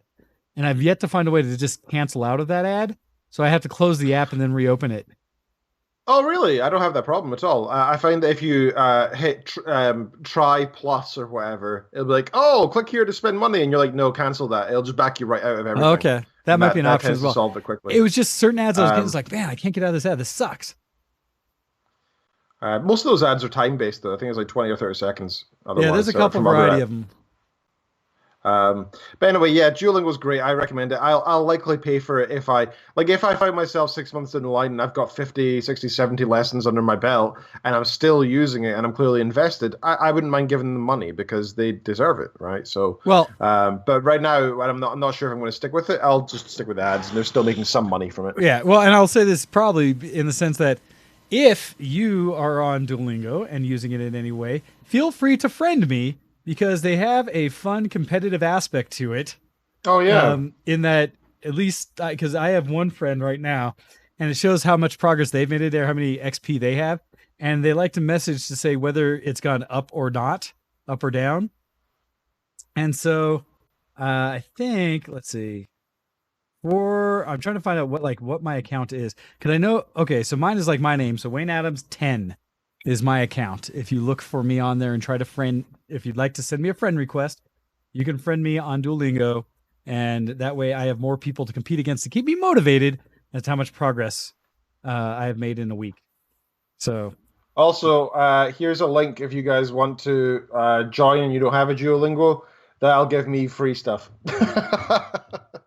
That is true. You know. Well, yeah. Well, I'm just asking for friends. Ken's asking for what was that? For referrals. Yeah, referrals. But you can also add me as well if you already have an account or whatever. I don't know how to find my name though. Under the friends. Go Hex. Who would have thought? Yeah. So yeah, go and add me. And what's your name, Wayne? It's just Wayne Adams 10 is mine on there. Okay, I'll add you now, unless I've already got you. I doubt it because. Hey, look, Go Hex, you're like the only one in there, and you're learning German. Yeah, I'm following you now. All right, cool. And oh, wow, damn it, you're kicking my butt. Nah, you have like 1,700 XP. Do I? Yeah, I only have like 1,100. So yeah, but that's the gamification piece of it. You can actually start pushing against your friends and be like, I need to study more. So that's fun. All right, so geek stuff. We're talking about Duolingo. Did you have anything else you wanted to bring up, sir? No, that's what I've had. So I'm very curious what you've been doing to pass your time all geek this week. Sure. So the number one thing that's been on my mind anyway has been reading. So I finished one book, almost 2 books this week. I'll probably finish this next one tonight. So right now I'm reading a book by Ken Robinson, PhD, called The Element: How Finding Your Passion Changes Everything. And it's one of these sort of self-help almost books that I'm always really, I don't know, put off by the concept. I just find this kind of stuff wishy-washy, not really based in science, and I'll get back to that in a moment. But what I just finished reading was Surface Detail by Ian M. Banks, which is the second last book in the Culture series, which I think is about 15, 16, 17 books long. Sorry, no, that's not true. It's 10 books long. I was completely wrong. 10 books long. That was the ninth one. And as I put in the review, Banks astounds me with his writing ability and imaginative world or universe building. He just makes the most interesting, fascinating storylines, and his universe that he's created is just so fascinating. Highly recommend Ian M. Banks. If you like sci-fi at all, this is, oh man, it actually shapes how I see the future of humanity. Like, I saw somebody post on Reddit the other day talking about Banks, and I think they phrased it quite well. They said Banks's universe is like a realistic version of what Star Trek would be, where nice. instead of like humans controlling a ship in the future, like why would that possibly be a thing, right? When AI is where it is right now, and it's already super smart and making decisions for example, airports are not run by humans anymore. They are run by computers. They tell the planes where to go and where to land in the safest place, and they do all the diversions in real time and change the cleaning crews and whatever else. Same with military, same with any kind of operation that a human brain can't handle, which, by the way, is most operations that are large scale. Why on earth would a spaceship with potentially thousands of people on it or more, that's trying to control temperature, oxygen levels, defenses, gravity, the course of the ship, whatever else, all this stuff. Why would it be controlled by a human fleet? It doesn't make sense. We would be too slow and unable to deal with problems as they arise. It makes way more sense, especially distantly in the future, that an AI would be controlling it. And that's exactly what this is that humans are almost more like, kind of almost like parasites, except that the AI see us more as like, oh, we love humans because they created us. Well, they don't love them. It's more like we're equal, more or less, kind of, in terms of rights in a way. However, we also recognize that we are insanely smarter than you. So if you want to hop along to go and do war or resource mining or whatever, you can join us. You can jump on the ship and take part, and I'll consult you and talk with you, but you ain't in charge, because that would be madness. Is a realistic view of the future of society. Like, you would never actually want them to be able to do everything. No, it doesn't make sense for humans to be in charge, really, as we are seeing in the world right now. We're not doing the best job. So that was a very good read, and I'm looking forward to the next one, which I think is called The Hydrogen Sonata. It's the final Culture book, and I'm so sad to be reaching the end of it, because Banks sadly passed away about 8 years ago, something like that. Yeah. And he is one of the best sci-fi authors of all time. He really is. And I'm sad that this is going to be the end of his sci-fi books that I'm reading. I think he's got a couple non-culture sci-fi books. Something called The Fearsome Engine being one of them. And a couple of others. So I will go read those as well. But still, I'm so sad to be getting to the end of the Culture books. But I try to split up my reading. I don't try to just do a whole series at once. I like to diversify and jump back and forth between different things. So now I'm reading The Element by Ken Robinson, PhD, as he likes to refer to himself. And this guy is basically, if you haven't seen his TED Talk, that's how I first learned about this guy. He has this really nice TED Talk discussing education and why we do it wrong. And if you look at most people in the world, what they learn in school, generally speaking, is not particularly useful for their adult life. Like, we tend to use school as a method for ensuring that those who go on into academics are completely ready with a basis knowledge of calculus and stats and such in order to take part in academia. And the truth is that that's like learning about, I don't know, advanced mathematical techniques in high school. While yes, it'll shape your mind in a logical manner, it also kind of takes away the time that you could be spending on something that might be useful for your own personal passions or things that are more useful for your work as well. Um, and the way that Ken Robinson describes this is with multiple accounts of some famous people who are really good at what they do, but who found themselves either through lucky breaks or by family support or just by their own self-motivation, they end up getting to this point of to doing what they aspired to do. So, for example, the person who created Huffington Post in the end, she was originally from, I can't remember which country. I think it was a third world country, wherever it was. And she was fascinated by the idea of going and joining Cambridge University. And her family were like, that's ridiculous. You need to come work in the family industry, whatever it is. Like, why would you go to Cambridge of all places? And I think she saw it on TV or something and just became obsessed with this idea of going to Cambridge.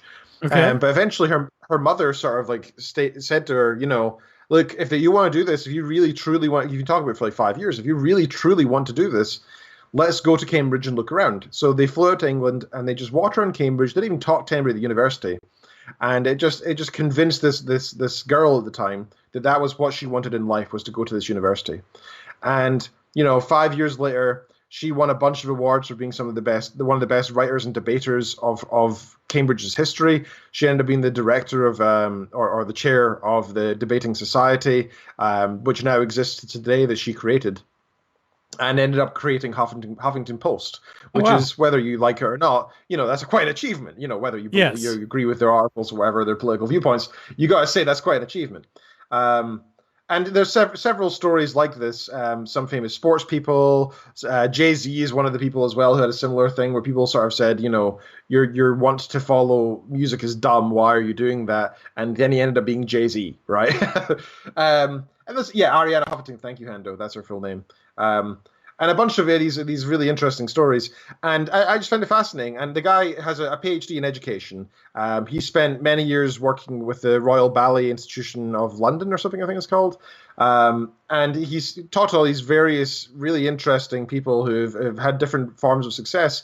And he says that, you know, so while some of them are just child prodigies that can do insane things, for example, there was this one student who just finished his PhD, I believe, at the time of the writing of the book in artificial intelligence, funnily enough, same as myself.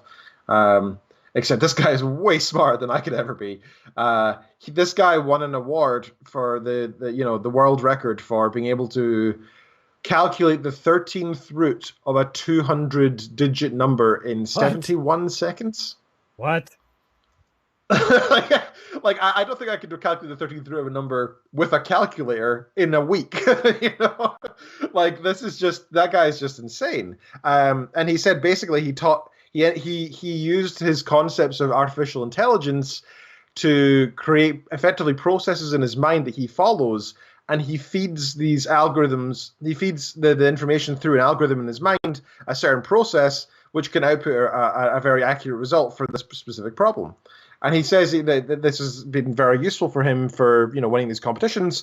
But in the end, his love is actually science, but he just does this almost as a hobby that he's interested in. And he's clearly some kind of prodigy, right? Like he said himself, my mind will work faster than average. Most people can't do this for a reason, right? There is something different in my mind than the average person. However, he does believe that a lot of it was due to the fact that he trains and practices every day as well, and the fact that he got into this. Well, what the point of the book is called The Element. He got into his element, right? Which the author describes as a meeting of something you're good at and something you love. And everybody has either one or many element, and it's about finding that element and then training and becoming better at it. And it's been a really interesting read. It's a 6 hour or 7 hour book. No, sorry, 8 hour book, and I've got, I think, an hour and a half left of it. Some of it felt a little wishy-washy. Like at one point, he started talking about psychic energy. I don't believe he meant that in the sense of, you know, magic. I think he meant of it, and I think it was a synonym for motivation. Still, I generally dislike the use of such magical terms when discussing anything that's not a magical term. But it's a really interesting book. Not scientific. It's just his viewpoint on things. Of he always learned over time interviewing people. It's like an artistic view of it, and it is quite fascinating. And Hando says so. He hacked his own brain. I would say he trained his own brain. He didn't hack it, right? He trained his own brain. And I think we can all do that. In the end, we do work with algorithms. It's just that we don't see the maths. That's how our brains work anyway. Huh. So I've been reading that, and that's quite interesting. It's called The Element by Ken Robinson. It's got 3.9 rating on Goodreads out of 5. So it's fine. And also he actually reads it himself. The guy is actually very funny. Like the author is actually a very funny guy. If you're not interested in the book, please go watch his TED Talk. Ken Robinson, I think he has 2. He's invited about twice, I think, to TED because he was just that good. I think he's got 12 million hits or something on it.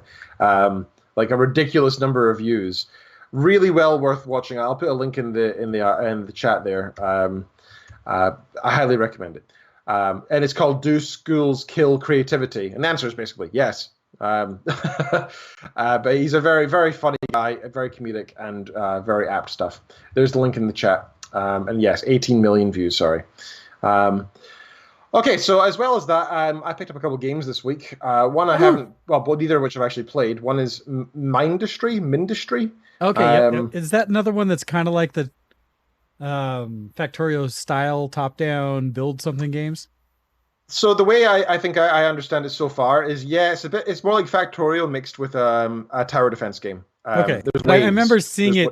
Oh, because they were recently on Steam. They were having the whole tower defense sale. Exactly. Yes. So I picked up that in the tower defense sale, and I also picked up. I've got it set to Apple only, so I can't see it. Let me move over to Windows. Okay, They Are Billions, which is another game that looks really interesting. It's another sort of tower defense type game, and I'm super interested in. Have you seen this Facebook ad for? It's called. Oh shoot! I'm trying to find it now. I'll get back to it if I can. It was Deus something. I've been getting constant ads about it. I'll just scroll through Facebook and they'll probably pop up because I've seen it almost every day now. It's always weird when you get one of those ads. You're like, where did this come from? And then you can't get rid of it. And then when you actually do care to look, where'd it go? Well, the thing is, I clicked on it because I was interested because it was to a crowdfund sort of thing. And I was super interested because it was like the return of God Sim games, and I was kind of tempted to donate because I was actually super interested in that. But no, I can't find it. I'll maybe mention it next week or whatever when I find it. Okay. Also, I wanted to give another shout. This is not really geek at all. This is actually kind of a sad note. I wanted to say rest in peace, Sam Lloyd, the Scrubs actor, died at 56 a few days ago. Also of Seinfeld, Modern Family, and The West Wing. I know him best from being Ted Buckland on Scrubs.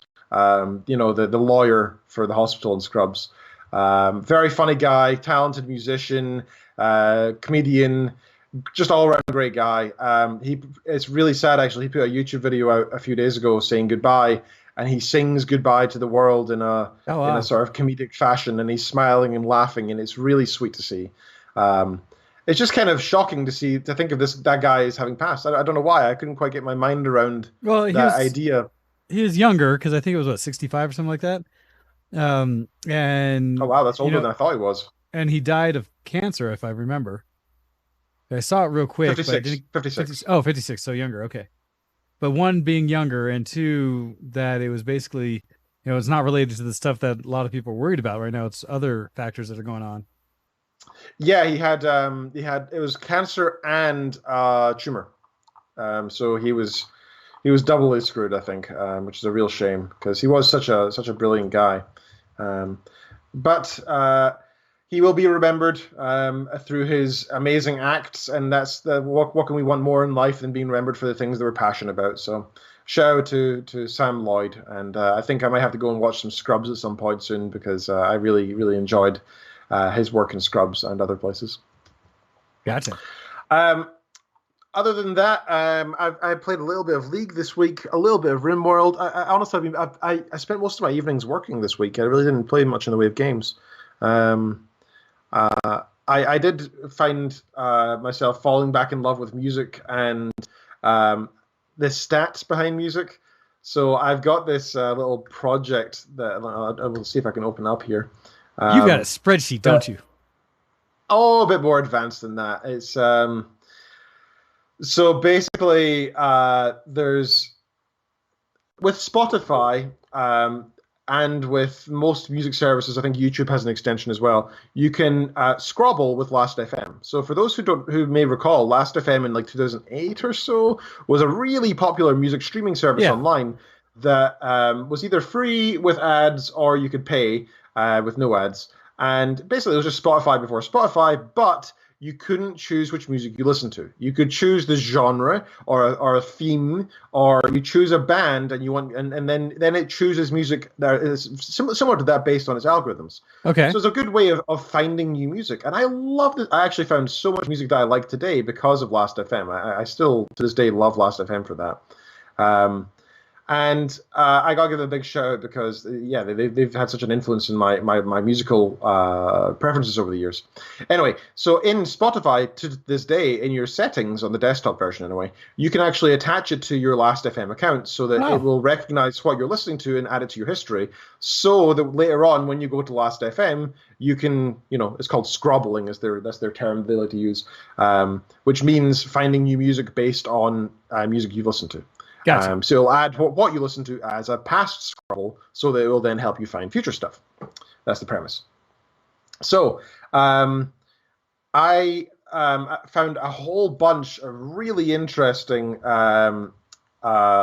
tools online which allow you to, there's a link there in the chat, I also call it the IRC, including Last.fm Extra Stats, Explore.fm, Last.fm Mainstream Calculator, My Music Habits, and Spotify.me are the 5 that I referenced there, which basically allow you to use your Last.fm or your Spotify history to produce graphs and stats on what you listen to, which is really, really fascinating to me personally.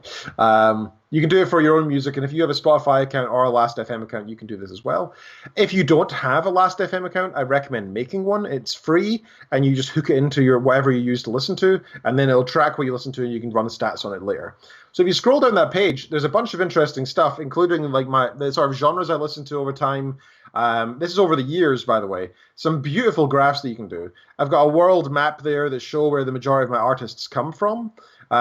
Densely, the most dense is from the US and the UK, unsurprisingly, followed by Australia, Japan, Canada, and mainland Europe, and a couple in South America, and then less so across Asia, China, and Africa, but still surprisingly prominent, actually. Some of them I actually have more than I would have thought. I think I have 10 to 28 artists from China, which I never would have expected. And I think I have over 86 in Japan, which I never would have thought either.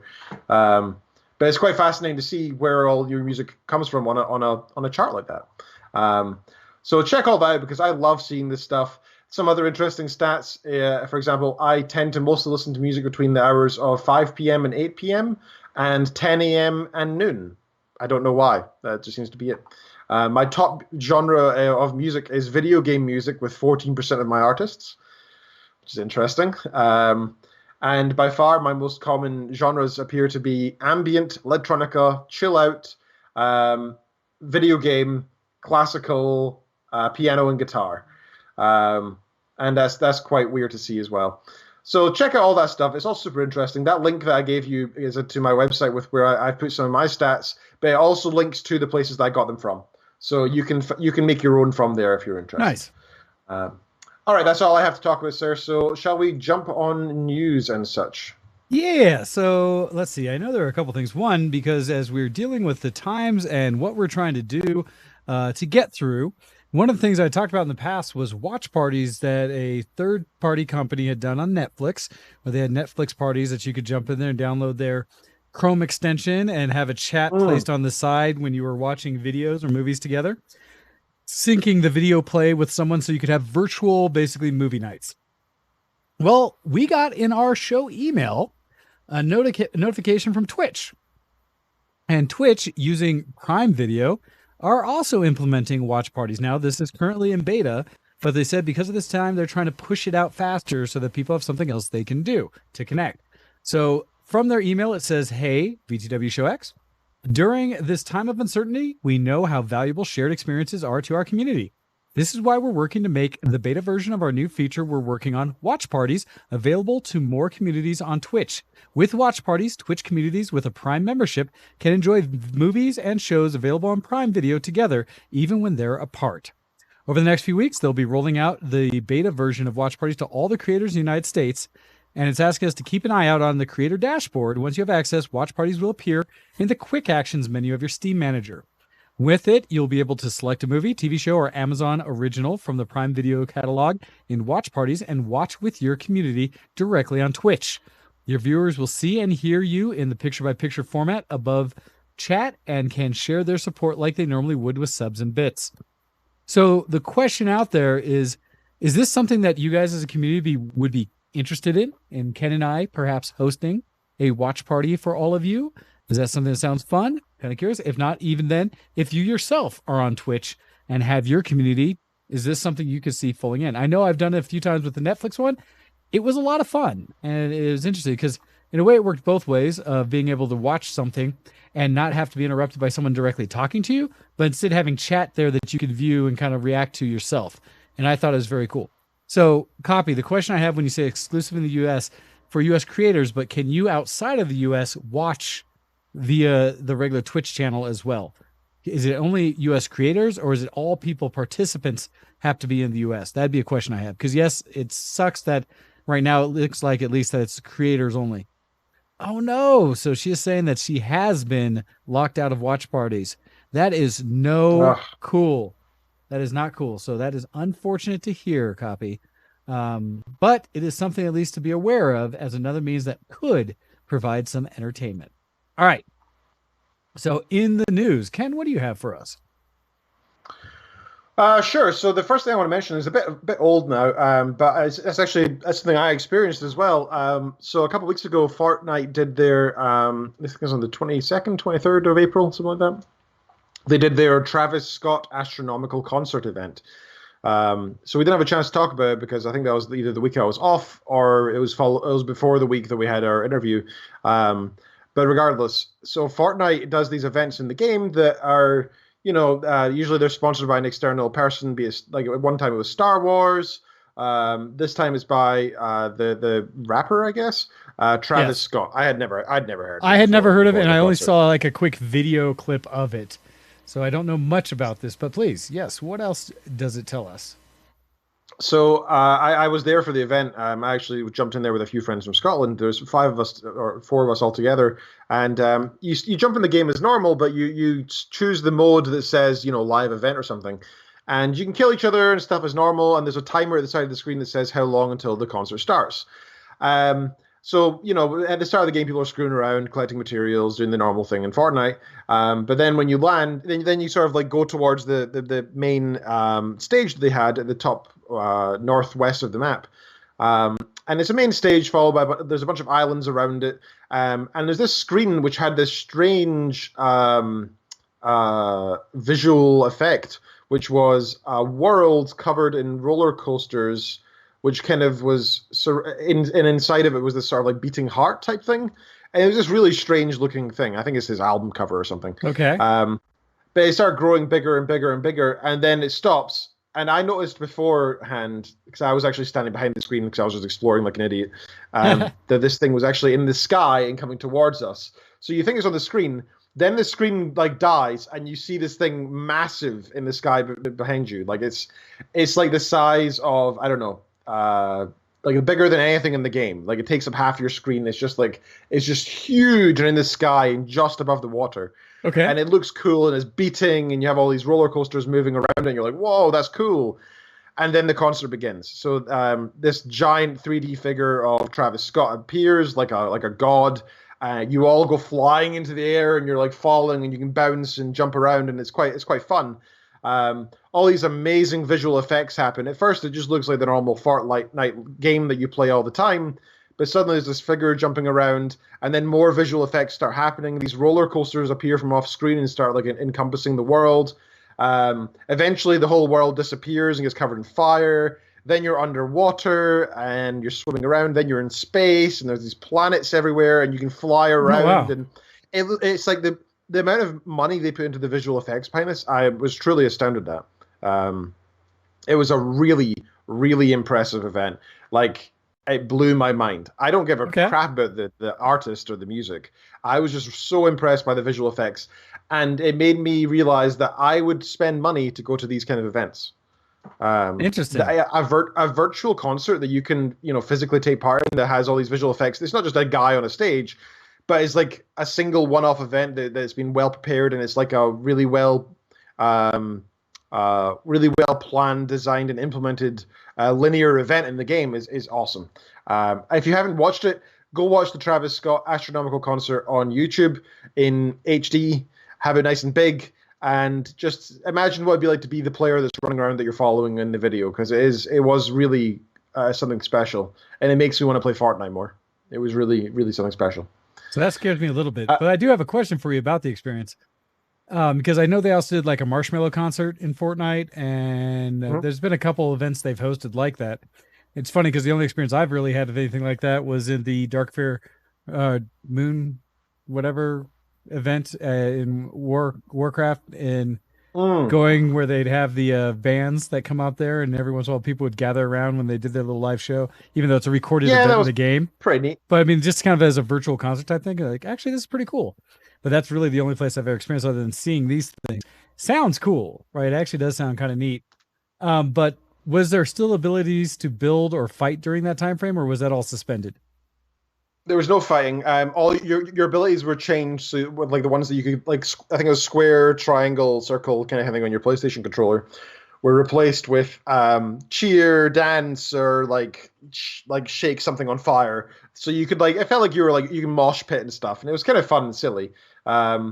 Really, like I said, it was the fact that I was there with a bunch of my friends, and we were like kind of like chasing each other, and it was fun. It was really, really fun. And then the game dissolved into a normal game after that, and it was weird. I think the most impressive thing about it, and Hando said no lo-fi to my music thing, by the way. That's because my charts are out of date by about a year. If you go, I'm sure if I updated them now, it would have lo-fi nonstop now. Yeah, the event was just amazing. I couldn't recommend it more. And being live and knowing the game, like if you jumped into the game and never playing Fortnite before, you'd be like, okay, that was just a cool visual effect, whatever. But the fact that it was done in the map that you play so much normally, it felt like something crazy different. It's like in World of Warcraft when the expansion events happen. I think that's probably more similar to it, because that one time you see Stormwind getting invaded by Deathwing, you're like, oh my god, I'm here. This is happening. You feel like you're part of it. It's those special one-off events that are timed. Yeah, and yeah. Well, because I also did, I hung out with Copy at one point in World of Warcraft for New Year's, and actually as it carried over and the fireworks over Stormwind, I think we were watching as we were on flying mounts hanging out there. So in-game kind of communal things, it does make sense as a kind of a neat venue to showcase anything. I do like that you have real artists coming in and doing some of these things. Like, that was cool. Slick, right, that they're doing some of that. I think that actually is really cool. And it's just opening up other places to experience different kinds of events. I know from a personal, for my own benefit perspective, I want to see more like VR concerts and stuff like that. Things where I could sit there virtually and travel around a venue or something and see things that are happening. Because I know they have some other interactive things like that for communal events that are really neat, and that we have the technology to potentially exploit it. So that's actually really cool, because I saw a quick video of it. I don't know the artist for Fortnite, but I did see that it happened. And so I'll have to go look it up to see what that full experience was like. Yeah, I couldn't recommend it more. It's much different from just watching a live, like somebody playing guitar on their side of a camera. This was something that felt like, it just felt unique, and like you were there in the moment, and that was really nice. It was so good that after it finished, I went through to annoy Kit, and I was like, okay, we need to put it on the TV, and you need to watch this. She was like, oh, I don't want to watch your dumb Fortnite thing. And I was like, you need to watch this. And then afterwards, she was like, oh my god, that was awesome. She was so invested. Interesting. Yeah. No, that's good to hear. It is. Yeah, so it's very cool. Do you have anything you want to share? I've got 3 more articles I can jump on. One that I wanted to bring up, just because it was a recent thing that was going on that I thought was fun, is we probably have all seen to some level the announcement that happened that there is going to be a new version of Crysis coming out.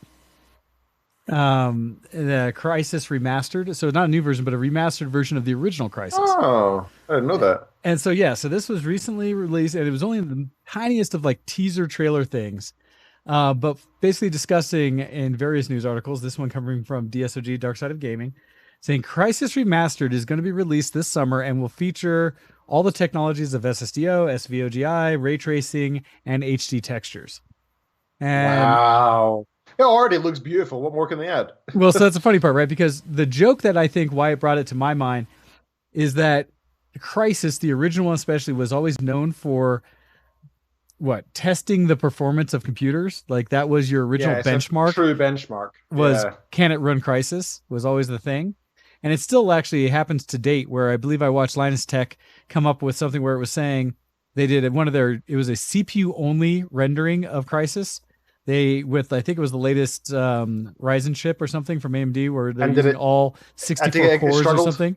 Oh, it struggled. Like it could run it, I think it ran it at 640 by 480 comfortably, where it actually made it almost look like a normal like 3D rendered game or with 3D Okay. acceleration from a graphics card, but running just CPU. It still That's humbled funny. it. So one of the big reasons this one hit my radar is because everybody started saying the meme that came out of it was future PCs, consoles, and everything like looking in terror at their future at when a remastered version of Crisis comes to their platform. Because one, it's supposed to come not just to the PC, but to all the major consoles, I believe, including the Switch, which is like, okay. But the idea, I think there's a question of the reality of that meme. You know, the original Crisis crushed computers. Something tells me the new Crisis is going to be optimized using engines that's no longer going to be the case. But at the same time, I feel like the community has a hope that it still crushes computers. Like, make it prettier, put in a new engine, but I feel this underlying current that PCMR or who's ever played Crisis is hoping that they will do something with the build on it. It pushes so much rendering, so much texture, so much, of the HDR and ray tracing pieces that if you enabled everything on a modern PC, it would just bring it to a halt. Like, if they can make it so that with everything on and the latest 2080 Ti or something, it still can't quite run max settings on 4K or I'd something. love that. Right? I'd love that. This That'd would be be funny. such a wonderful opportunity for Crytek to come out and push things again, to show a relevance again, to take this opportunity to show not only that they can make a game that, to reintroduce people to what was a phenomenal game, the original Crisis, but to do it in such a way that, yes, you can play it and have settings that will work and be beautiful, but to also just bust out like the bleeding edge of what technology is even possible. And if this remastered could last as a benchmark itself for the next 5 to 10 years, how epic that itself would be. Absolutely. Yeah, that'd be cool. That's really interesting. I didn't know about that coming out, and I loved Crisis, the original Yeah, one. I thought no, that was so loved Crysis. bloody fun. I love So- the turn on armor mode or strength mode, and you have strength mode. You can throw a car, but if you get shot once, you're dead. Right? I love that Yep. aspect. Oh, God. Of, you had to switch This- back and forth. Super The fun. aesthetic was so good, and the little bits of the suit talking to you when it even said Yeah, that, like, and strength mode. and then the sudden, yeah, I enjoyed that. Then the sudden, oh, it's just a normal shooter. Haha, you're against some bad guys. Yeah, there's like octopus aliens now. Like I love. Yeah, that. how it just It's ramped up everything. Such a good game. Yeah. Plus, it was always their showcase for the Crytek engine, which I thought was a solid engine at the time when you had all the Unreal yeah. Engine, the id Tech engines and stuff coming out. Crytek its own from all the way back in Far Cry, right? It being like such its own great thing. So cool. All right, so we may have time for one more quick one from you. Otherwise, it's close and time for us to wrap up things. What you got? Sure. So we should probably mention the fact that Assassin's Creed Valhalla has been announced this week. Yep, trailer for that one. 2 days ago. So that's it looks cool and everything. I've seen a lot of memes with people saying like in the trailer, there's somebody saying Odin is with us, and then there's like a picture of Kratos from God of War standing there like saying like not for long, I've not seen that one. the God Killer. That's funny. Yeah, which I appreciate. It looks cool and everything. I mean, it looks like you get a bunch of interesting stuff in it. Apparently, you get playable Viking rap battles. So, that's neat. you can go hunting and a whole bunch of other stuff. I like the Viking, theme, so I look forward to seeing where that goes. I've not touched Assassin's Creed since like the second one, I think. So I don't know. I just never really bought into all the other ones. But maybe I should. I hear this mixed. one looks pretty cool. I'd say the third one was probably the one I last spent any significant time in. I needed to eventually, because I own it, play was it Black Sail or whatever, the pirate version one. But beyond that, I keep getting mixed. So I don't know where I'm at with the Assassin's Creed series. It's Vikings. People love Vikings. So I'm sure this will have a lot of following.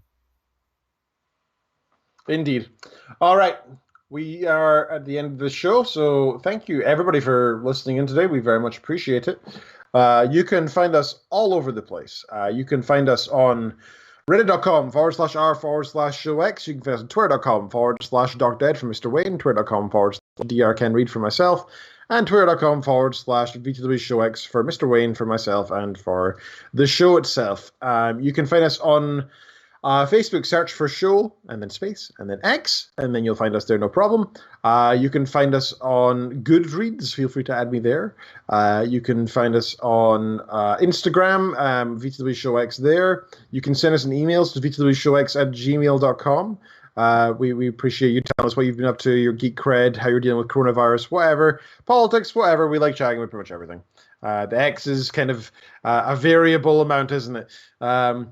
And I think that's patreon.com/showx as well. You can give us a minimum of $1 per month there, which helps us stay afloat and keep funding the show, which includes all the hardware and software we use to keep the show afloat.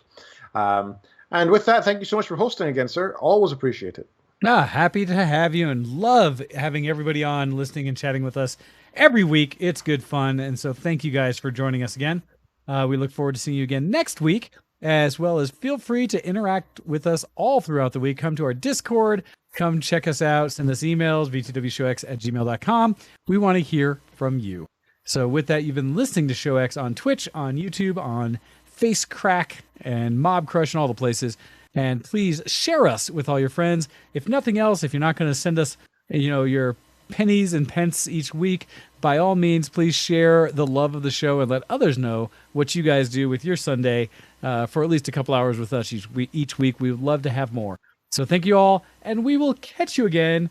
And I can't play the outro, darn it, but next zombie. So with that, we are out of here, everybody, and have a good week.